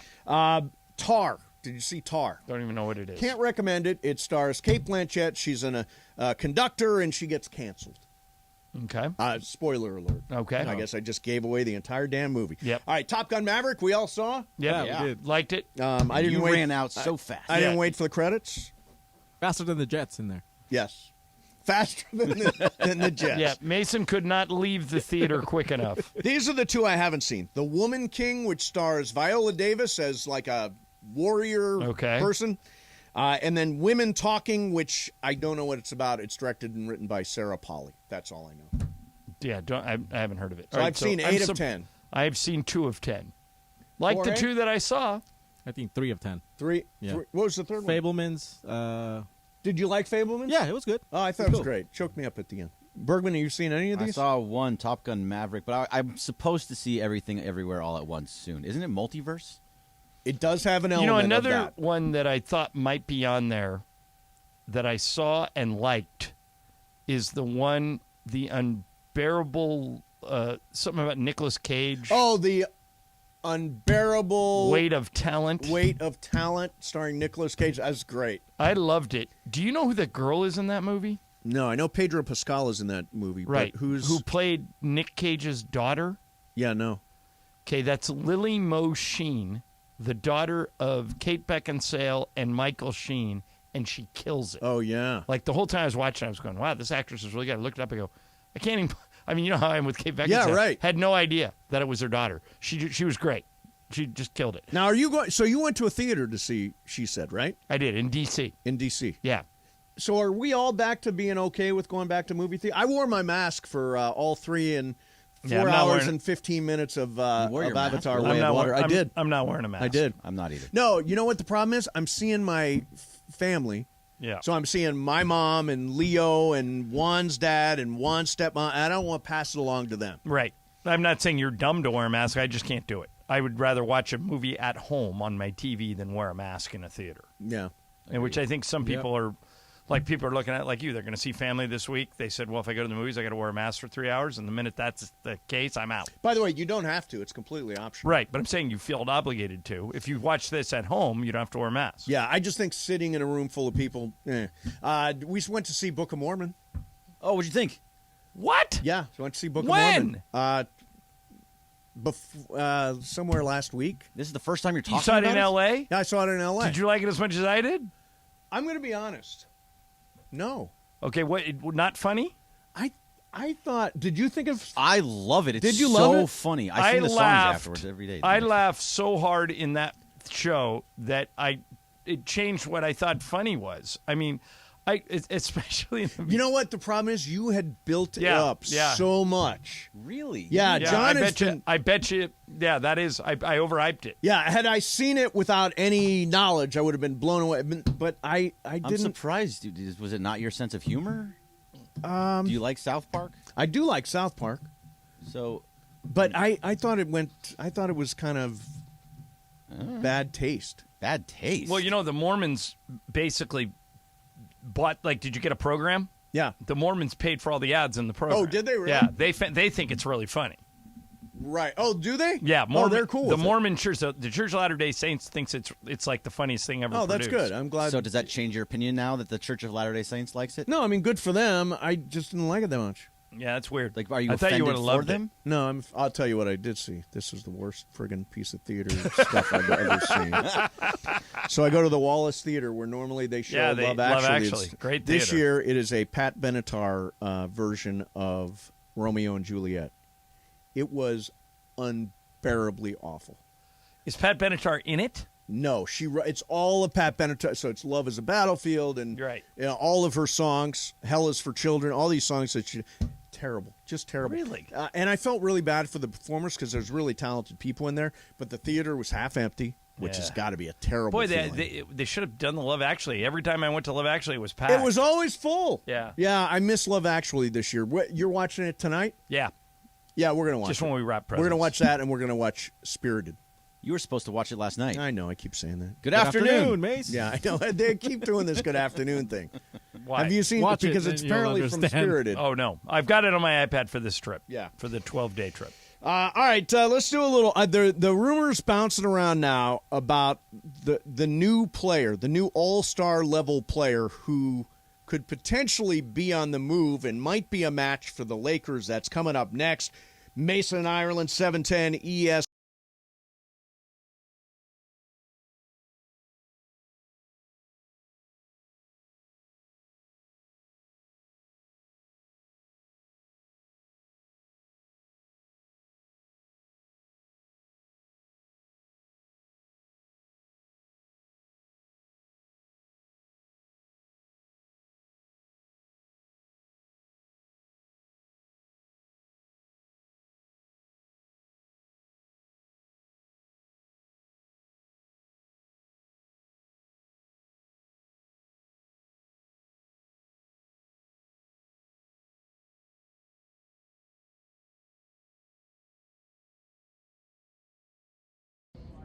What color is Rudolph's nose? Come on, Keith. It's red. It's red. There you go. Who did Michael Jackson see kissing Santa Claus? His mother. No, mommy. Mommy. I saw mommy. A mother, but I kissing said mother, Santa mommy, Claus. same thing. Santa Claus. Yeah. Good. Mommy, mother, kissing Well, Santa it's Claus. mommy. It's not mother. Well, it's the same thing. How do you say Merry Christmas in Spanish? Merry Christmas. Oh yeah, that's right. Feliz Navidad. I knew that in elementary school. What am I thinking? You worked with producer Jorge for years. He Yeah, taught you. true. He taught you. Name Santa's reindeers. Oh boy. Oh God, yeah. So you got Rudolph, Pixar or somebody like that? Blixen. Donner? No, not the Donner. No? No. No. Blixer or Flixer or something. We got Rudolph. Flixer. Man, I don't remember. Finish the lyrics. I just want you for my own, more than you could ever know. My Christmas. No, my Mariah Carey. Yeah, but finish the lyrics. All I want for you Christmas is you. Yeah, Mariah. I knew it was Mariah. Good job, Keith. Happy holidays, Merry Christmas, and thanks for tuning in each and every single morning on 710 ESPN.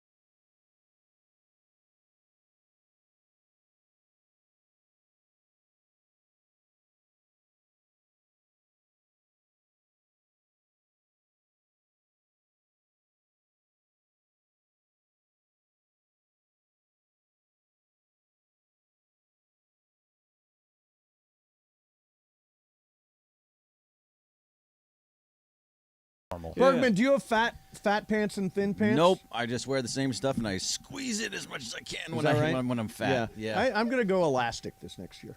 Elastic Sansa pants. belt? Yeah, elastic pants. Why not? It's a good way to go.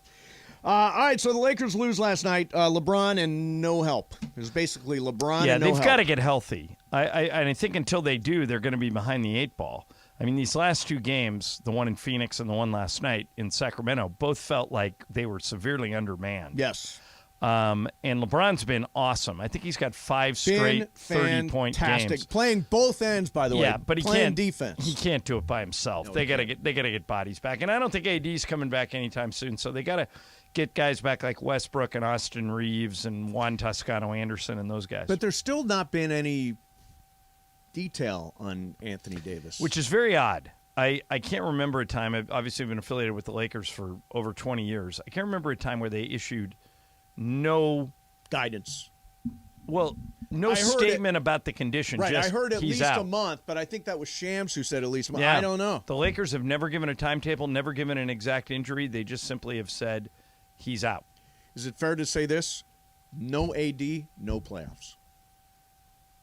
I think so. Yeah. I can't imagine in a loaded West them making the playoffs without AD at all. But the weird thing is, if they get him, he was playing so good. Sure. That he's playing unbelievable. Nobody scares me. I think that if LeBron and AD get in, if they get even into the play-in tournament, and they're healthy, nobody's going to want to play him. No, they will be the toughest out. Right, because they're just, I mean, especially the way AD was playing before. So hopefully we'll get some guidance on him soon.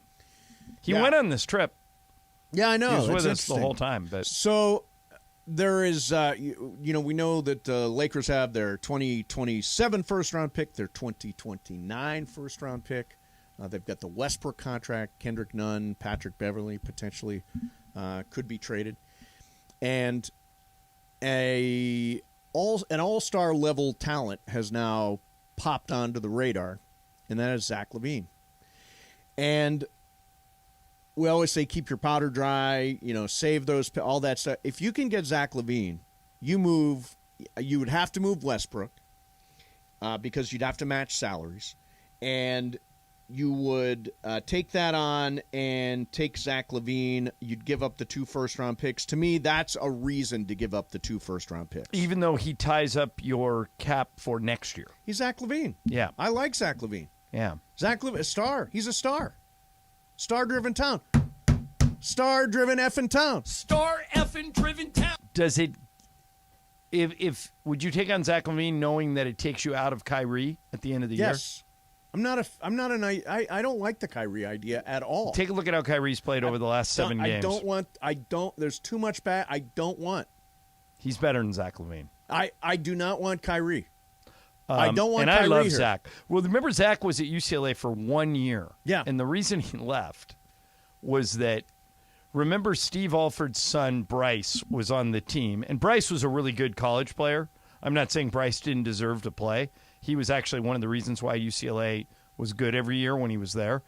But Steve played him, Greg, do you remember this? Played him ahead of Zach LaVine. Yeah, no, he wasn't all that good. And I'm thinking, well, Zach LaVine's an NBA talent, and he jumps out of the gym, and you're playing him as a sixth man, and I would have left too if I was Zach LaVine. And so Bryce Alford got way too many minutes. Yeah, and so Zach's always kind of played with that chip on his shoulder, and I think it'd be great. But I often say this: Rob Pelinka sees the whole board. We don't. He may know people that could be coming available that we don't know about, and maybe you can do better than Zach LaVine. Well, LaVine is a young star in his prime. Scoring 22 a game, shooting 37% from 3. They need a secondary scorer, particularly without Anthony Davis on the floor. Right. LeBron needs help. This would be immediate help, and it's a player that fans love. Fans love Zach LaVine. Well, because he can dunk and jump out of the gym. Yeah, I wouldn't hate it if that's the direction they go. I just don't know the whole board, and I think Pelinka probably does. So there may be something else working. Like, they talk about 3-team deals all the time. Right. Would you maybe if you are going to trade both those picks for Zach LaVine, you get a second player from the Bulls. Alex Caruso. Be great, but what about Vucevic, who's going to be a free agent? He's going to be a free agent. Can you get DeRozan out of there? There's a whole bunch of things going on there. Would you do that deal, Bergman? What about Alonzo? Bring in Vucevic? Just LaVine? Yeah, let's say this. Here's the trade, okay? I see the whole board. So, so we move Westbrook. Okay. The two number ones. Which is difficult, but yeah. For Zach LaVine and Alex Caruso. Well, yeah, I would love to have Caruso back. So, yeah, Zach LaVine, I think he fits a lot of the things this team needs. So, yes. LaVine and Caruso, yeah, absolutely. I'd bring those two back. Okay. Why would the Bulls do that? That's they're the tearing problem. it down. They're burning down the house, aren't they? Maybe. If they're talking about moving DeRozan, Vucevic, LaVine, I mean, what good is if they're trying to suck? Right. And I think they are. Why would you care moving Caruso in that deal? You wouldn't, but you could shop him to other teams and maybe get more value. Get picks that are sooner. That 47 million, is that Westbrook? Yeah. 47. Yeah. That $47 million coming off the books next year makes a huge difference to a team that is trying to go into a rebuild. Yeah.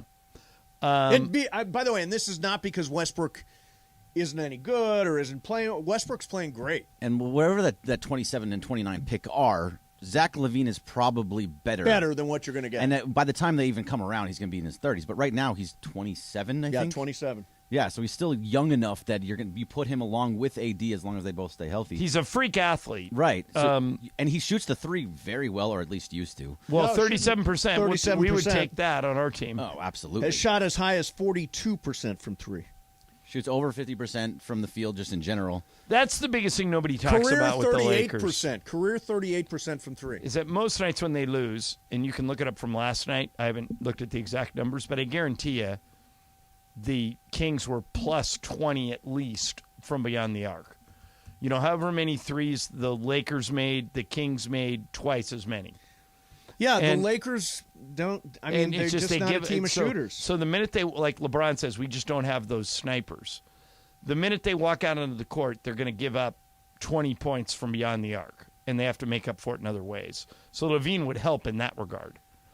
Sacramento was 17 of 47, 36%. They took 47 threes. Okay, but how many did we make? They made 11 17? of 24. So we're minus 18. Yep, right there. Yeah, and it's almost every night. And there's no option. You can't play it any different. You don't have three-point shooters. You don't want to force those shots. Yeah, you don't want the Lakers taking 47 threes. No, God, no. Coming up next, we're going to do Game of Games. Now, here's the thing about Game of Games. I have never won a month outright. Ever. We've been doing this for years now. About 4 years. Never won a month.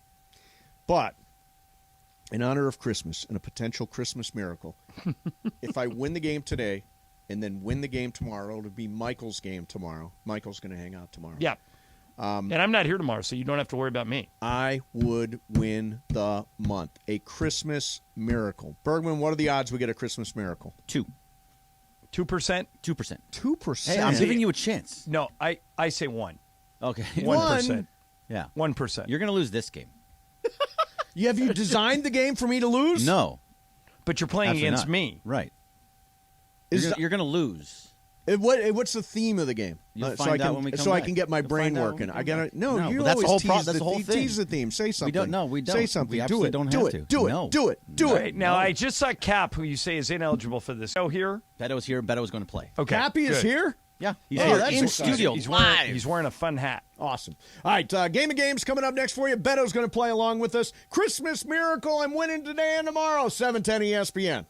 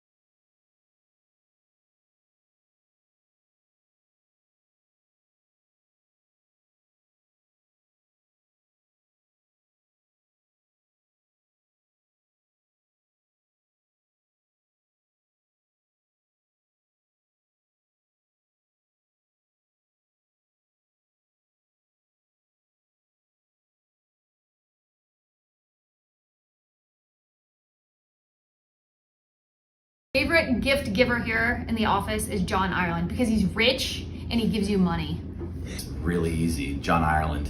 He gives you money and he gives you a decent amount of it. Emily, she gives the best gifts. She's thoughtful and gives it consideration. It's not quick and easy. She's a good gift giver. Clinton Yates. He gives amazing gifts. D-Raj just got, last year a guy got me some bourbon, so I think Travis kind of knows what to get. I think Mason. He and I have a lot of similar interests. I'll just leave it at that. Greg Bergman. John Ireland is the guy. He's got the dough. He's got the gated community. I think I'd get the best gift from him. I would like to get something from Chris Morales. Definitely Scott Kaplan because he gives you gifts from his friends' companies and then asks you to post about it on social media. Scott Kaplan, because it'll have cited written all over it, or going to be some bad material robe kind of thing he gave us last year, whatever it was. Don't even finish the question. Sliwa. Bird, because he doesn't stock his fridge very well, so I don't think he'd be that good at giving gifts. I think Taylor probably is not going to care that much, so I'm going to go Taylor on that one. I'll go Taylor. Sorry, Emily, but you probably just try to give me a Spotify account. I don't want that. Steve Mason. Alan Sliwa, no question. Alan Sliwa, don't want a gift from him. I don't think he's got good taste. He's got a Pixel phone. I mean, come on.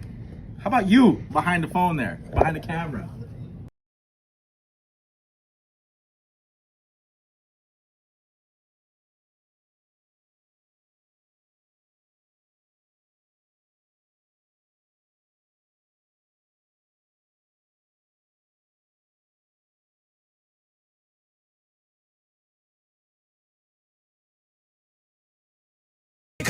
Thank you. Game of Games time. Take it away, Mace. All right, here we go. It is Game of Games time. Beto's here. Love when Beto's here because he actually listened to the show. Every single day. Yeah. Whenever John Ireland is on, I do not miss it. There you go. Well, you listen about half the time then. Well, more than you. All right, Bergman, it is your game today. Tell us what the game is all about. So I said that Cappy can't play. It's because he's Jewish, and we don't talk enough about Hanukkah, so this is Hanukkah trivia. Are you kidding me? All you guys do is talk about Hanukkah. Never. No, we hardly ever I talk do. about Yeah. Hanukkah. I do because I'm Jewish. Yeah. So some are easy, some are harder. So it's not going to be, it'll be a little bit of a mixture. John, are you going to keep track for me? Gotcha. Thank you very much. All right, we'll go in a circle here. But how many nights does Hanukkah last? No, it's going to be multiple choice. Okay. It'd be too hard otherwise. Jorge, is it A, 9, B, 8, or C, 7? 8. Mace? Yeah, what are we, idiots? 8 crazy I said nights. some are easy. All right. It's a hard question because Jorge and we have no idea. I would say 9. John? Taking that point away from you, 8. It is 8. I just saw the candles over there. Right. 4 and 4. Crazy nights. Somebody just called it a yarmulke. Has anybody ever been to a Seder? I always go to the best Seders every year. There's no Seder on Hanukkah. I know there's not, but I'm saying in New York, Sue Kalinsky called me a contact Jew because I was around Jewish people so much. All right, so Hanukkah is about oil lasting for those 8 nights when it was only supposed to last for 1. Jorge, we're done. What is the name of the candle on the menorah that lights all of the other candles? So, Mason, is it A, Hamas, B, Shema, or C, Shamas? Shamas. Beto. B. Shema? Okay. Ireland. Shamash. Well, you're mixing things. I am. You can't do that. That means A, B, or C. C. And C. Right. It's one, they're two different words. Say C.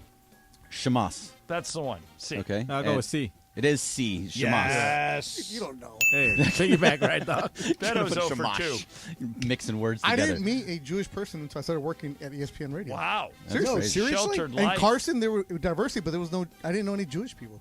Wow. All I know is some Jews. Everybody's got 2 except Beto. He's got 0. All right, Beto, you start this one too. So Hanukkah is based on the Hebrew calendar. Because the month before Hanukkah can have 29 or 30 days, there is one day that Hanukkah cannot start on. What day of the week is that? Is it A, Tuesday, B, Thursday, or C, Friday? Tuesday. John. Friday. Jorge. Tuesday. And Mason. I will say on Shabbat. Just give me a Friday. Oh, Shabbat. There you go. All right. The answer is Tuesday. Oh, Tuesday is the correct answer. Beto on the board. Playing Jorge's possum. on the board. I'm playing Hey, I watch Curb. I know what's up. The month before is 29. it's a whole thing. Hey, Cap, you All get out of there.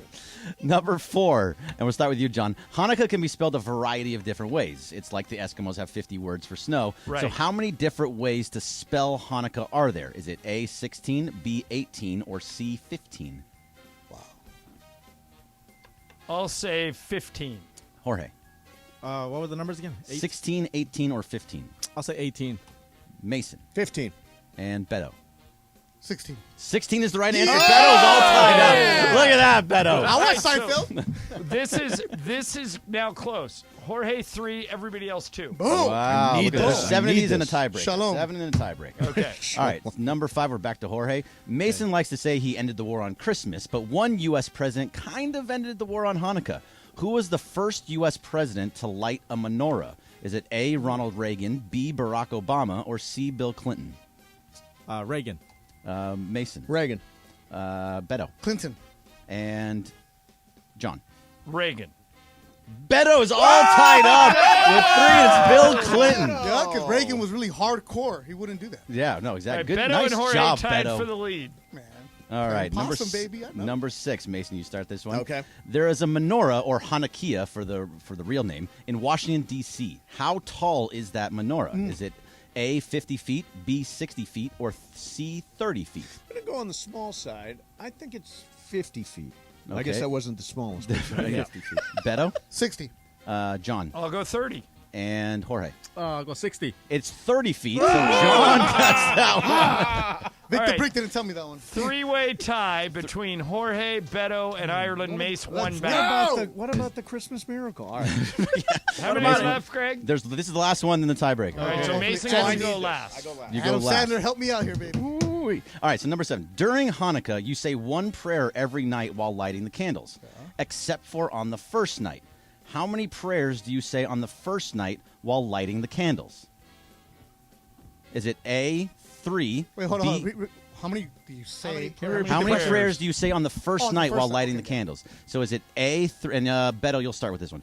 A, 3, B, 5, or C, 7? 7. John. I will also say 7. Jorge. 5. And Mason. Mace, that leaves you one. You got a chance. 3. We're all tied up, all the 4 of you. It's 3. 3 on the first night of Hanukkah. 1 every other night. has 3 correct. So every other night you do one? So Every this- night you do 1. You do just 1. This tiebreaker will decide it. Is for everything. Sorry, this is just a little quick, brief history, but Hanukkah began because of a Greek leader named Antiochus wanted to build a statue of Zeus in the second Jewish temple in Jerusalem. What year did Judah and the Maccabees revolt and win and begin Hanukkah? Hint, it's in BC terms, so it kind of goes backwards. Okay. Before COVID, BC? Yes. Just joking. Mason, what's your number? Maccabee, that's the basketball tournament, right? Yeah, they do have the Maccabee games. I played in it one year. Minus Well, Just say BC. Something BC is your number. Something BC. 300 BC. All right. Beto. 200. John. Good music. 460 BC. 160. And then Jorge. 461. 461, Yeah! baby. The correct answer is 164, and Beto gets the win on the Jewish game. Beto. The Mexican Jew. In Mexico City, there are a lot.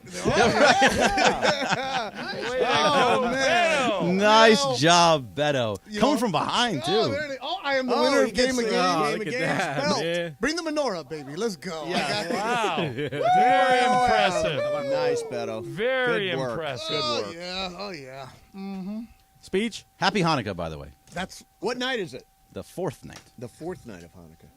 thing's heavy. Now, do you actually do like something with Riley where you sit down every night during Hanukkah and light the candle? Fifth night. Fifth night. Do you do that with Riley every night? You light a candle? I light a night. I would. She's not with me right now, but otherwise I would. Yes, but I don't. You don't do it by yourself? Not really. Wait, didn't you make up that one Hanukkah guy? There was a character. Yeah, Hanukkah Harry. Hanukkah Harry, right? That's not a real person, right? No, that's not a real person. Okay. Lakers just we just wanted a Santa. Lakers just issued a new injury report. Oh, jeez. Tomorrow night versus Charlotte. LeBron and Westbrook are probable. Austin Reeves is questionable. Anthony Davis and Juan Toscano Anderson are out. Jeez. So they should get Westbrook back, maybe Reeves tomorrow, and Charlotte's You terrible. okay there? You better enjoy You're that like- Lowry's tonight because this could be bad tomorrow. Yeah, you gotta spin that salad. Spin that salad tonight at Twice. Lowry's. Yeah. You never been, Mace? To the I have been to Lowry's. No, with yeah. John? To Lowry's? You haven't gone? I haven't gone with John. I've been to Lowry's. Okay, have yeah. you been to Lowry's? Yeah, the yeah, spin for and the salad beef bowl. The beef bowl when they do it for the Rose Bowl. Oh, that's right. Yeah, Yeah. that's all. I'm not going there on Do my they own. spin the salad? Oh, absolutely. Yeah, You go with the teams and they eat twice. Yeah. Yeah. No, it's great when you go at Christmas time because they're all dressed up like Dickens Like characters. Tiny They're Tim's going to show up, Tiny like you Tim said. will be God there. bless Exactly. us, On his crutch. everyone. So am I done here? No, we're not No, done. you You're have a just whole getting- show to you're just do, getting don't started. you? Aren't you doing the afternoon show today? Well, look what I'm working with. I know. What are you talking about? Cappy, look By at the way, this. you know, we broke records when Cappy and I did that show together. I'm not sure which ones, but Yeah, there was a lot of You negative only comments. have like an hour? Yeah, we did 2 hours. Okay. 2 hours. Me, Cappy, Morales, and Boss Betty. Oh, Boss Amanda. Sorry. Mm-hmm. What are you about? The reviews weren't good. I got great reviews. Oh, for you, yeah. Yeah, no. Yeah. You saying Cappy didn't get good reviews? The Circle of Trust did not like Cappy with Mason. Is that right? Yeah. Well, that's it seemed like he was kissing up to you, according to the Circle of Trust. I didn't listen to the show. I was on a plane. But according to Circle of Trust, it sounded like Cappy was kissing up to you that day at Black Gold. I thought we were totally even up. It was an even show between the two. I was. Oh, yeah. If somebody's kissing up to you, you're going to love it. Right, but I think I don't think I was kissing up. No. He was kissing up to you the entire show. Oh, well, I mean, I understand that. I am, in fairness, I am a bit of a legend. Yes, you are. Yeah, you so are. I do- I think the Circle was waiting for Cappy to go back and forth with you, antagonize you a little bit, but nah. Cappy's not an antagonizer. I think that's what the Circle expected But- because you had two alpha guys coming But at it. Cappy doesn't antagonize on the afternoon show. He should. Sedano's the antagonizer. He's learned. And Cappy is the antagonizee. Mm-hmm. Oh, absolutely. He definitely is. He definitely is. By the way, Cappy is fully dressed and ready to go. He's got a long green Yes, they Santa are all cap in on. holiday attire. All Holiday Beto, gear. Lindsay, Cappy, and Jorge. Are you doing their show today? No. They Why are copied you me. in this picture? Yeah, they sent me Because in he a ran memo. over here to get in the picture. Oh, okay. I saw a camera. I'm getting in that. Tomorrow I'm going to wear all my holiday gear.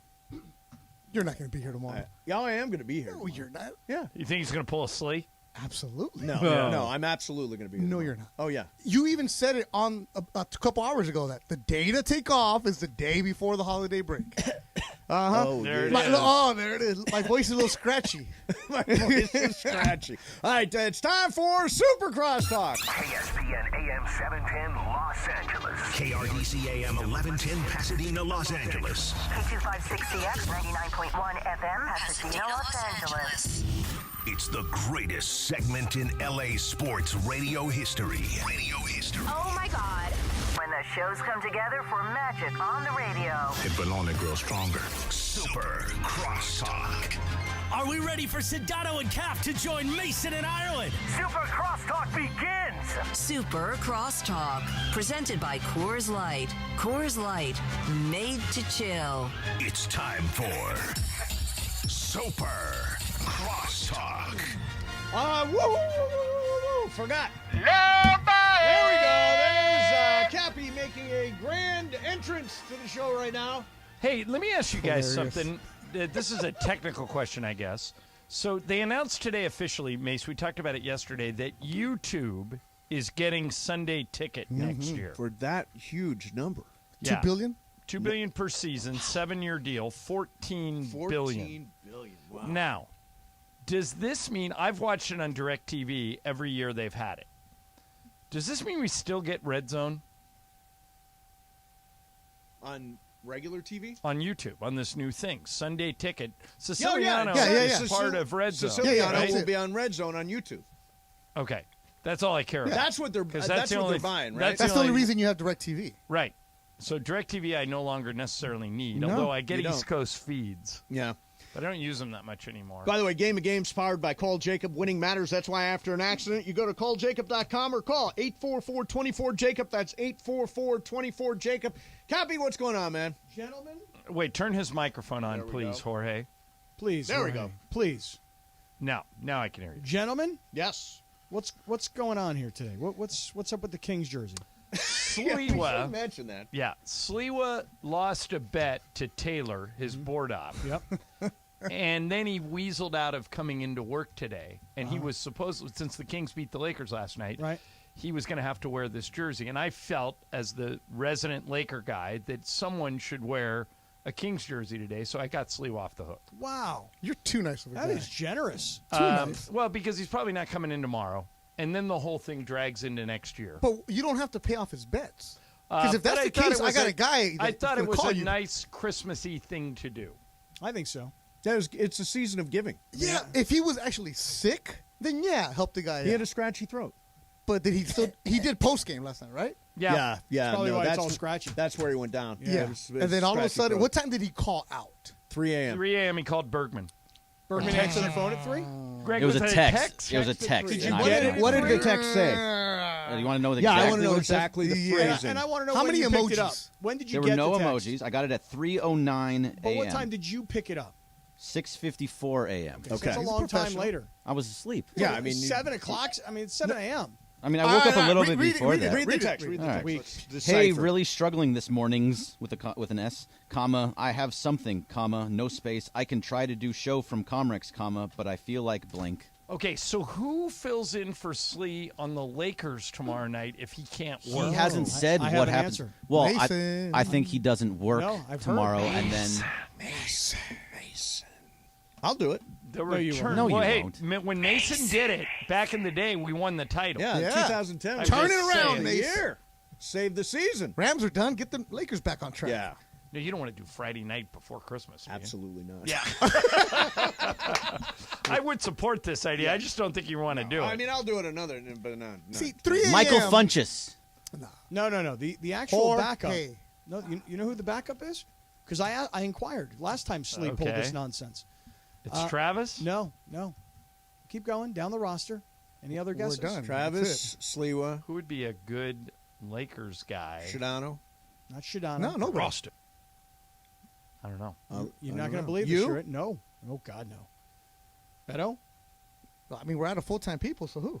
Andy Kamenetsky. Oh, sure. Yeah, Andy he'd be would perfect. Andy okay. would be the Yeah. guy. I mean, he's done the job. Yeah, he antagonizes. Well, him and his Laker brother fans. do the Locked On Lakers podcast every day. Yeah, exactly. Get it All on right. He is- Spotify and YouTube and whatever they're He is the John Wolford to Sliwa. The That's not good. But we need a Baker Mayfield. Somebody with some pizzazz. We That's need you, a Baker Cappy. Mayfield. That's you, No, man. I'm That out. is Cappy. you. I'm out. I'm out on the pregame show. Did Out. you know all the Hanukkah stuff that No. Bergman was talking about? You No, did I not. did not.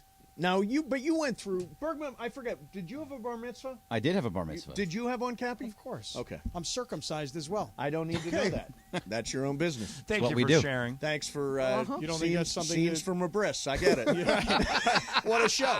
Yeah. What a show it is. Exactly. You know? Right. Beto says that people in your circle of trust did not like when you and I worked together. Is that true? I don't know if that's true or it's not true. I think that Beto's right, though, that there is a desire for antagonism. Yeah. Towards Mason. You know, and I don't really understand the Do you game. think I was antagonistic? No, No. I don't. They were expecting back and forth. We're They not were- that. Yeah, Yeah, why? we found out. Why? Yeah, we're not Why that. would we want to do that? Because I like no, Cappy. because you two arguing is good. You two going back and forth, angling for who's going to be the top dog. I don't think we ever I see thought us- You guys about were it. too nice. It was see just a us as- conversation. I see us That's more boring. like That's vanilla. It As wasn't John Ireland, boring. No, I as didn't think John so. Ireland told me a long time ago, don't be vanilla. It wasn't. It was not vanilla. It I didn't was think so. weird.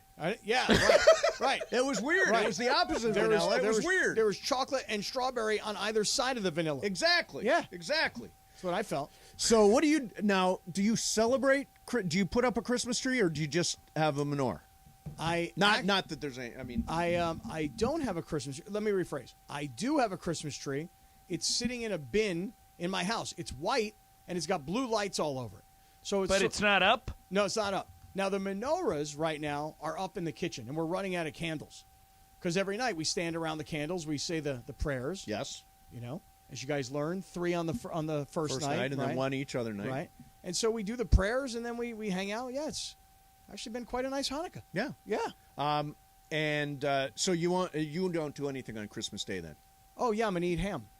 Is that? Do you get the honey baked ham? Yeah, Because it is so expensive. It's Yeah. like $100 Yeah. for a honey I mean, baked ham. now. when I lived on the East Coast, what we did is we always had Chinese food. That is a tradition. The Hebrew brothers have Chinese Christmas night on Christmas. Chinese restaurant, Right. very Really? busy. Right. Pork yeah, fried rice, phenomenal. Yeah. Shrimp and lobster sauce, not kosher at all. yeah, You know what I'm saying to you? exactly. All right, an egg foo young, forget about it. Yeah, I haven't put up a Christmas tree yet. It's the 22nd. I know. We're gonna get one tonight. We're just kind of throwing it together Tonight? We are. Are there We're any getting- out there? We're getting. You're one getting of those, slim pickings. We're getting one of the little tree. I mean, it's been a rough. What's the point? You're going to throw it away the day after? I know, but we got my family coming. We got Juan's family coming. So we want to make it seem like we had a big holiday. So you're going to go spend $80 festive for season. 2 days? Yeah, for 2 days. Jeez. Must be nice. Well, I'm going to drop at least that much tonight at Lowry's. Oh, So, you should, though. That's yeah. worth it. Who are you having dinner with tonight? Another Samuel L. Jackson? No, another family that we go up. It's Samuel L. Jackson's birthday yesterday. Yeah, I thought maybe you guys were getting together tonight. No, 'cause happy you were in birthday though, Sacramento Sam. last night. Yeah. No, I'm just going with the same people we go with every year. We go with the same group. One of the families got the wife got COVID, so they're out. So, Cappy, two you're in. families instead of 3. Well, what time? What time tonight? 6:30. Oh, wait a minute. Are you trying to barge in on No, his Lowry's night? Not necessarily. If you got a spot. But I do love Lowry's. Haven't been in a long time. I like that cream corn. Oh, it's great, Cream and corn so is is good? the Yorkshire pudding. Yep. And the spinning salad and the prime rib. Although Yeah, Yorkshire well, the prime pudding, Yorkshire pudding is really overrated. I disagree. It's just all air. I think that Yorkshire pudding is perfect at Lowry's. I have never had it But outside of Lowry's. But you know what I'm saying? It's all air. Don't know. Have you had Yorkshire Never pudding? had it. It's Don't know like what it is. Google Yorkshire pudding. It's like inflated, and it's got a lot of air in it. There's really nothing to Yorkshire pudding. So they're going to come around the table and they're going to say, "What do you want to hear?" Because they have carolers. Oh, so how what nice. would you guys say? Yorkshire pudding looks ugly. What do you want to hear? Here's what I would like to hear. Yeah. Rocking around the Christmas tree, have a happy holiday. Carolers do that? Yeah. I mean, They'll do that one? I don't At do the that. Christmas party hop. How about this? Chestnuts roasting on an open fire. Now, I maintain that Mason Jack is not Frost singing, nipping he's at your speaking. He's talking. That's nose. not, you keep saying he's singing. That's not. Yuletide I'm a talk carols singer. being I'm a talk singer. Sing talk. It's a sing talk. Sing Talk. Yeah, it's That's a Sing new Talk. app? Yeah, it's a new app. Sing talk. They, by the way, do not think we sounded good on the national anthem. See, Well, I oh, don't really? think you were in tune in your duet. You would have been better going individually. Can I say? Beto's here. It just so happens today. Beto's here. Perhaps one of the true highlights of 2022 was the night of the softball game. Oh, God, it was so much When fun. Mason won? The anthem, and then the way it gets walked off with a home run. Yes. I got a job out of it. Sandoval drops the ball. Yes. You know, and Beto hits the heroic game-winning home run, yeah. trotting around the field. Well, I didn't hear that. Kurt made an error to allow you to get to the plate. He should have caught No, it. no, no. No, He- the hit. It was Oh. a very Yeah. catchable ball. Yeah. Okay. I mean, it hit his glove. Kurt's a good athlete. He fell over backwards. That's right. He fell over backwards off the fence. And so on the way down, he's got it, and then he drops it. That was one of the highlights Hey, of the year, minor for sure. details. That game was one of It the was highlights fun. of the year. It was great to see the crowd out there, the fans out there, because they were there all day long. Yes. Yeah. Tommy and his crew did a great job for the kids and Yeah, everything else. it was the really tailgate cool. in the parking lot, that was good. Maybe to add a band next year. I'm Maybe trying a to. band. I'm trying to figure out your sweatshirt, Beto. It's from the Clinton Lumberjacks, but it's when the minor league teams go, they have a Spanish name. So this is the Clinton Elotes, the corn. Clinton is where? Iowa. Okay. Clinton, Iowa. So they became the Clinton Elotes. And do you buy that on Amazon? Where do you buy that? And then what's- MILB. What's going on with That's the a good hat? gift for The hat? It's a Mexico hat. Oh, Mexico. Yeah, hat, green, white, and red to match the sweater. Green, Yeah. white, and Hey, red. So Michael that's a told me good one something for Clinton interesting Yates. today. Yeah. He told me that Trace might play for the Bahamas in the World Baseball Classic. Yeah, they're cool. trying to qualify. They're trying Yeah. to get something. out there. Everybody is getting in on the World Baseball Classic. Because this year. Trace figures they're not going to ask him to play for Team USA, so No. his only way to play in it Kershaw's going to to pitch. Kershaw is? Trout is going to play. Yeah. Yeah, guys are actually playing in the World Baseball Classic. this Austin year. It Barnes be a might play thing. for Mexico. Really? Yeah, his mom's Mexican. Oh, okay. Yeah. I had a buddy of mine's kid just sign with the Dodgers this week, and he's kind of a story a lot like Trace. He grew up, went to the University of San Francisco at a La Jolla High School. So his father's an anesthesiologist. Kind of grows up like, I call him somewhat privileged. I mean, not like crazy Somewhat. rich. Right. La Jolla? But so he goes to the University of San Francisco, becomes a first-round draft choice of the Cleveland Indians, Whoa. is like on the verge of becoming a star in Major League Baseball, gets hurt. And it took him years to come back. And this past year, he was with Cleveland. Then he got traded to Toronto, from Toronto to Philadelphia, back to Toronto, and just signed with the Dodgers. What's his name? His name is Bradley Zimmer. Okay. Yeah, Bradley Zimmer. He was the 21st overall pick, I think. So he'll probably be playing out at Lake Elsinore or one of those places, right? Is Lake Elsinore dude, still? no. Dodgers are Cucamonga. But Cucamonga. he's been but he's been a major leaguer for years. Oh, and it's just that he signed a minor league contract. Just the way the Dodgers. Jason Howard. Jason Hayward. Yeah. You mentioned a bunch of names earlier.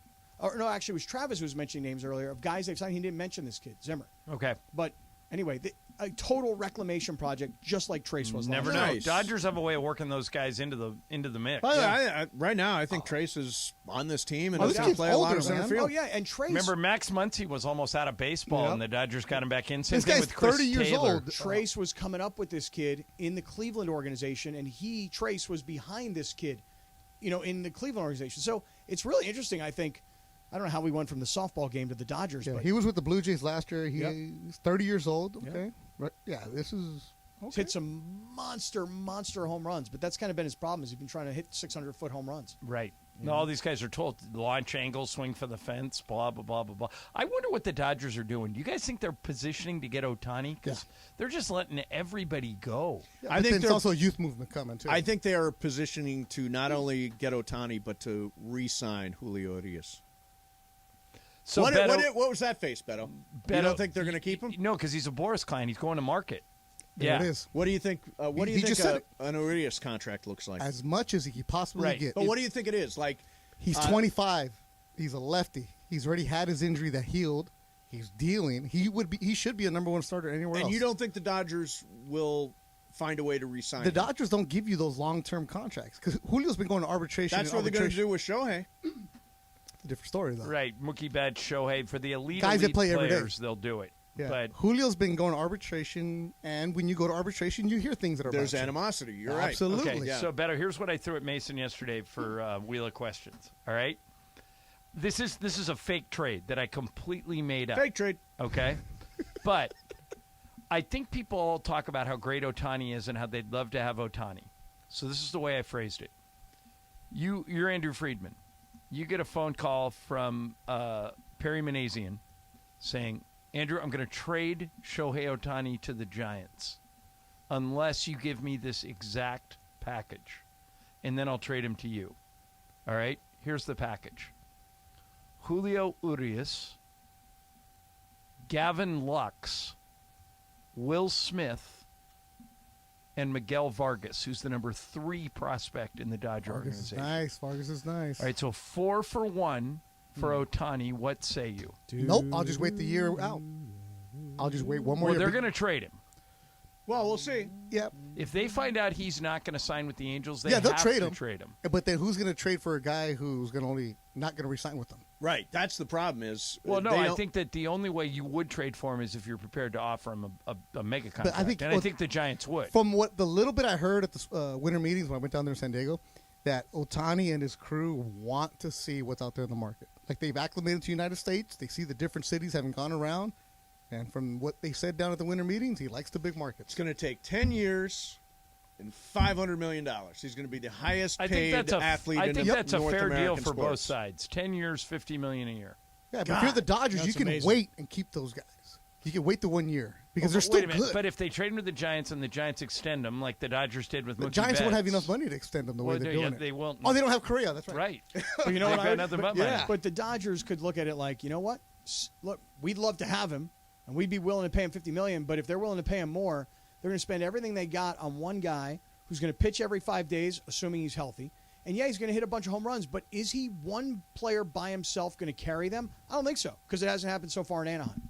And that's not the Farnham kind of way. But you don't have to necessarily carry the Dodgers. You don't have. No. I mean, No, I'm saying, there but is the Giants add to it. But the Giants, it would he would have to. He'd be doing what he's doing with Anaheim right now. But it doesn't work. One player cannot carry a baseball team. Right. No, it's absolutely true.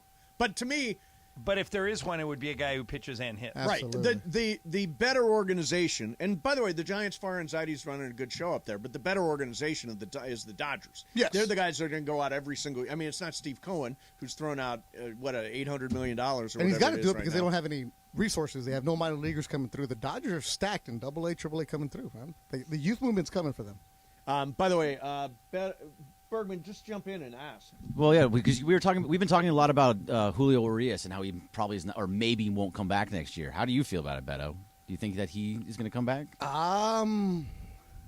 As your board up yesterday, Jorge said, it's kind of hard to find his merch, isn't it? Yeah, very hard to find his merch. That's what he's looking for. Not that what he's looking for, but when you're the best dude out there, when you close out the World Series and you're not exactly the face of, there's no love. You're going to stick to the guy like, okay, you don't treat me like I'm your star here, which he is. You're going to go and make sure you get as much as you possibly can. Well, if that's the case, you know who pays him? Yankees? Padres. Padres are. There's got to be a limit down there. No, I don't think because there is. Cohen's giving them that tax money. Everybody's going to get money. I think somebody told me that Seidler, the owner of the Padres, had a health issue recently, and I think he's looking at this as like I don't know how long I'm going to be here. Battled and beaten cancer twice. Right. Gotta win. I want to. There's got to be a limit. If you sign Ohtani, then you don't sign Soto. Machado opts out next year. Then what do you do? If you sign Ohtani, you don't need Soto. Yeah. Right. But I mean, it's fun. It's a weird puzzle they got going. I would question. I mean, I don't think it's a slam dunk that the Dodgers win the division this year. Oh, Yeah, not even close. Yeah, they will. It's not a slam dunk, though. Still I think they will, Not a but slam I don't dunk. think it's a slam dunk. Not a slam dunk. All right, listen, you guys got a big Christmas spectacular coming up this Looks that way, afternoon. doesn't it? Absolutely. Doesn't it look that way? Feliz Yeah. Navidad. We got See. tamale power. We're ready to go. Yeah, where are the tamales? Oh, Yeah. You don't bring any? I asked Beto on Twitter, like, how about our pregame taco? He says, no, I don't have any time for you, dog. No time. It's this guy. It's winter. We don't go taco tour in winter. Yeah. Well, Ireland, this is your last It is. show. Happy of New Year to 2020. all. Take Merry that Christmas. jersey off. I can't am right see now. I you. can take it off. Take that sucker No, you off. should wear it. All right. Destroyed the Lakers I'm last back night. They did. tomorrow at... No, you're not. I am. No, you're not. I'm back tomorrow at 1 With who? Wheel of Spinning Guess. the wheel of Kamenetsky. I'll be here at 1 o'clock tomorrow. I'll be here at 1 just in case you need Just me, in Bergman. case. All right. Emergency break glass. All right. See you tomorrow. Happy, if you don't, not with us tomorrow, Merry Christmas. Coming up next for you is Kaplan and Beto to steer you through your afternoon. 710 ESPN. Hey, by the way, Coors Light, keeping Southern California chill all season long. The proud sponsors of Super Crosstalk. This is 710 ESPN.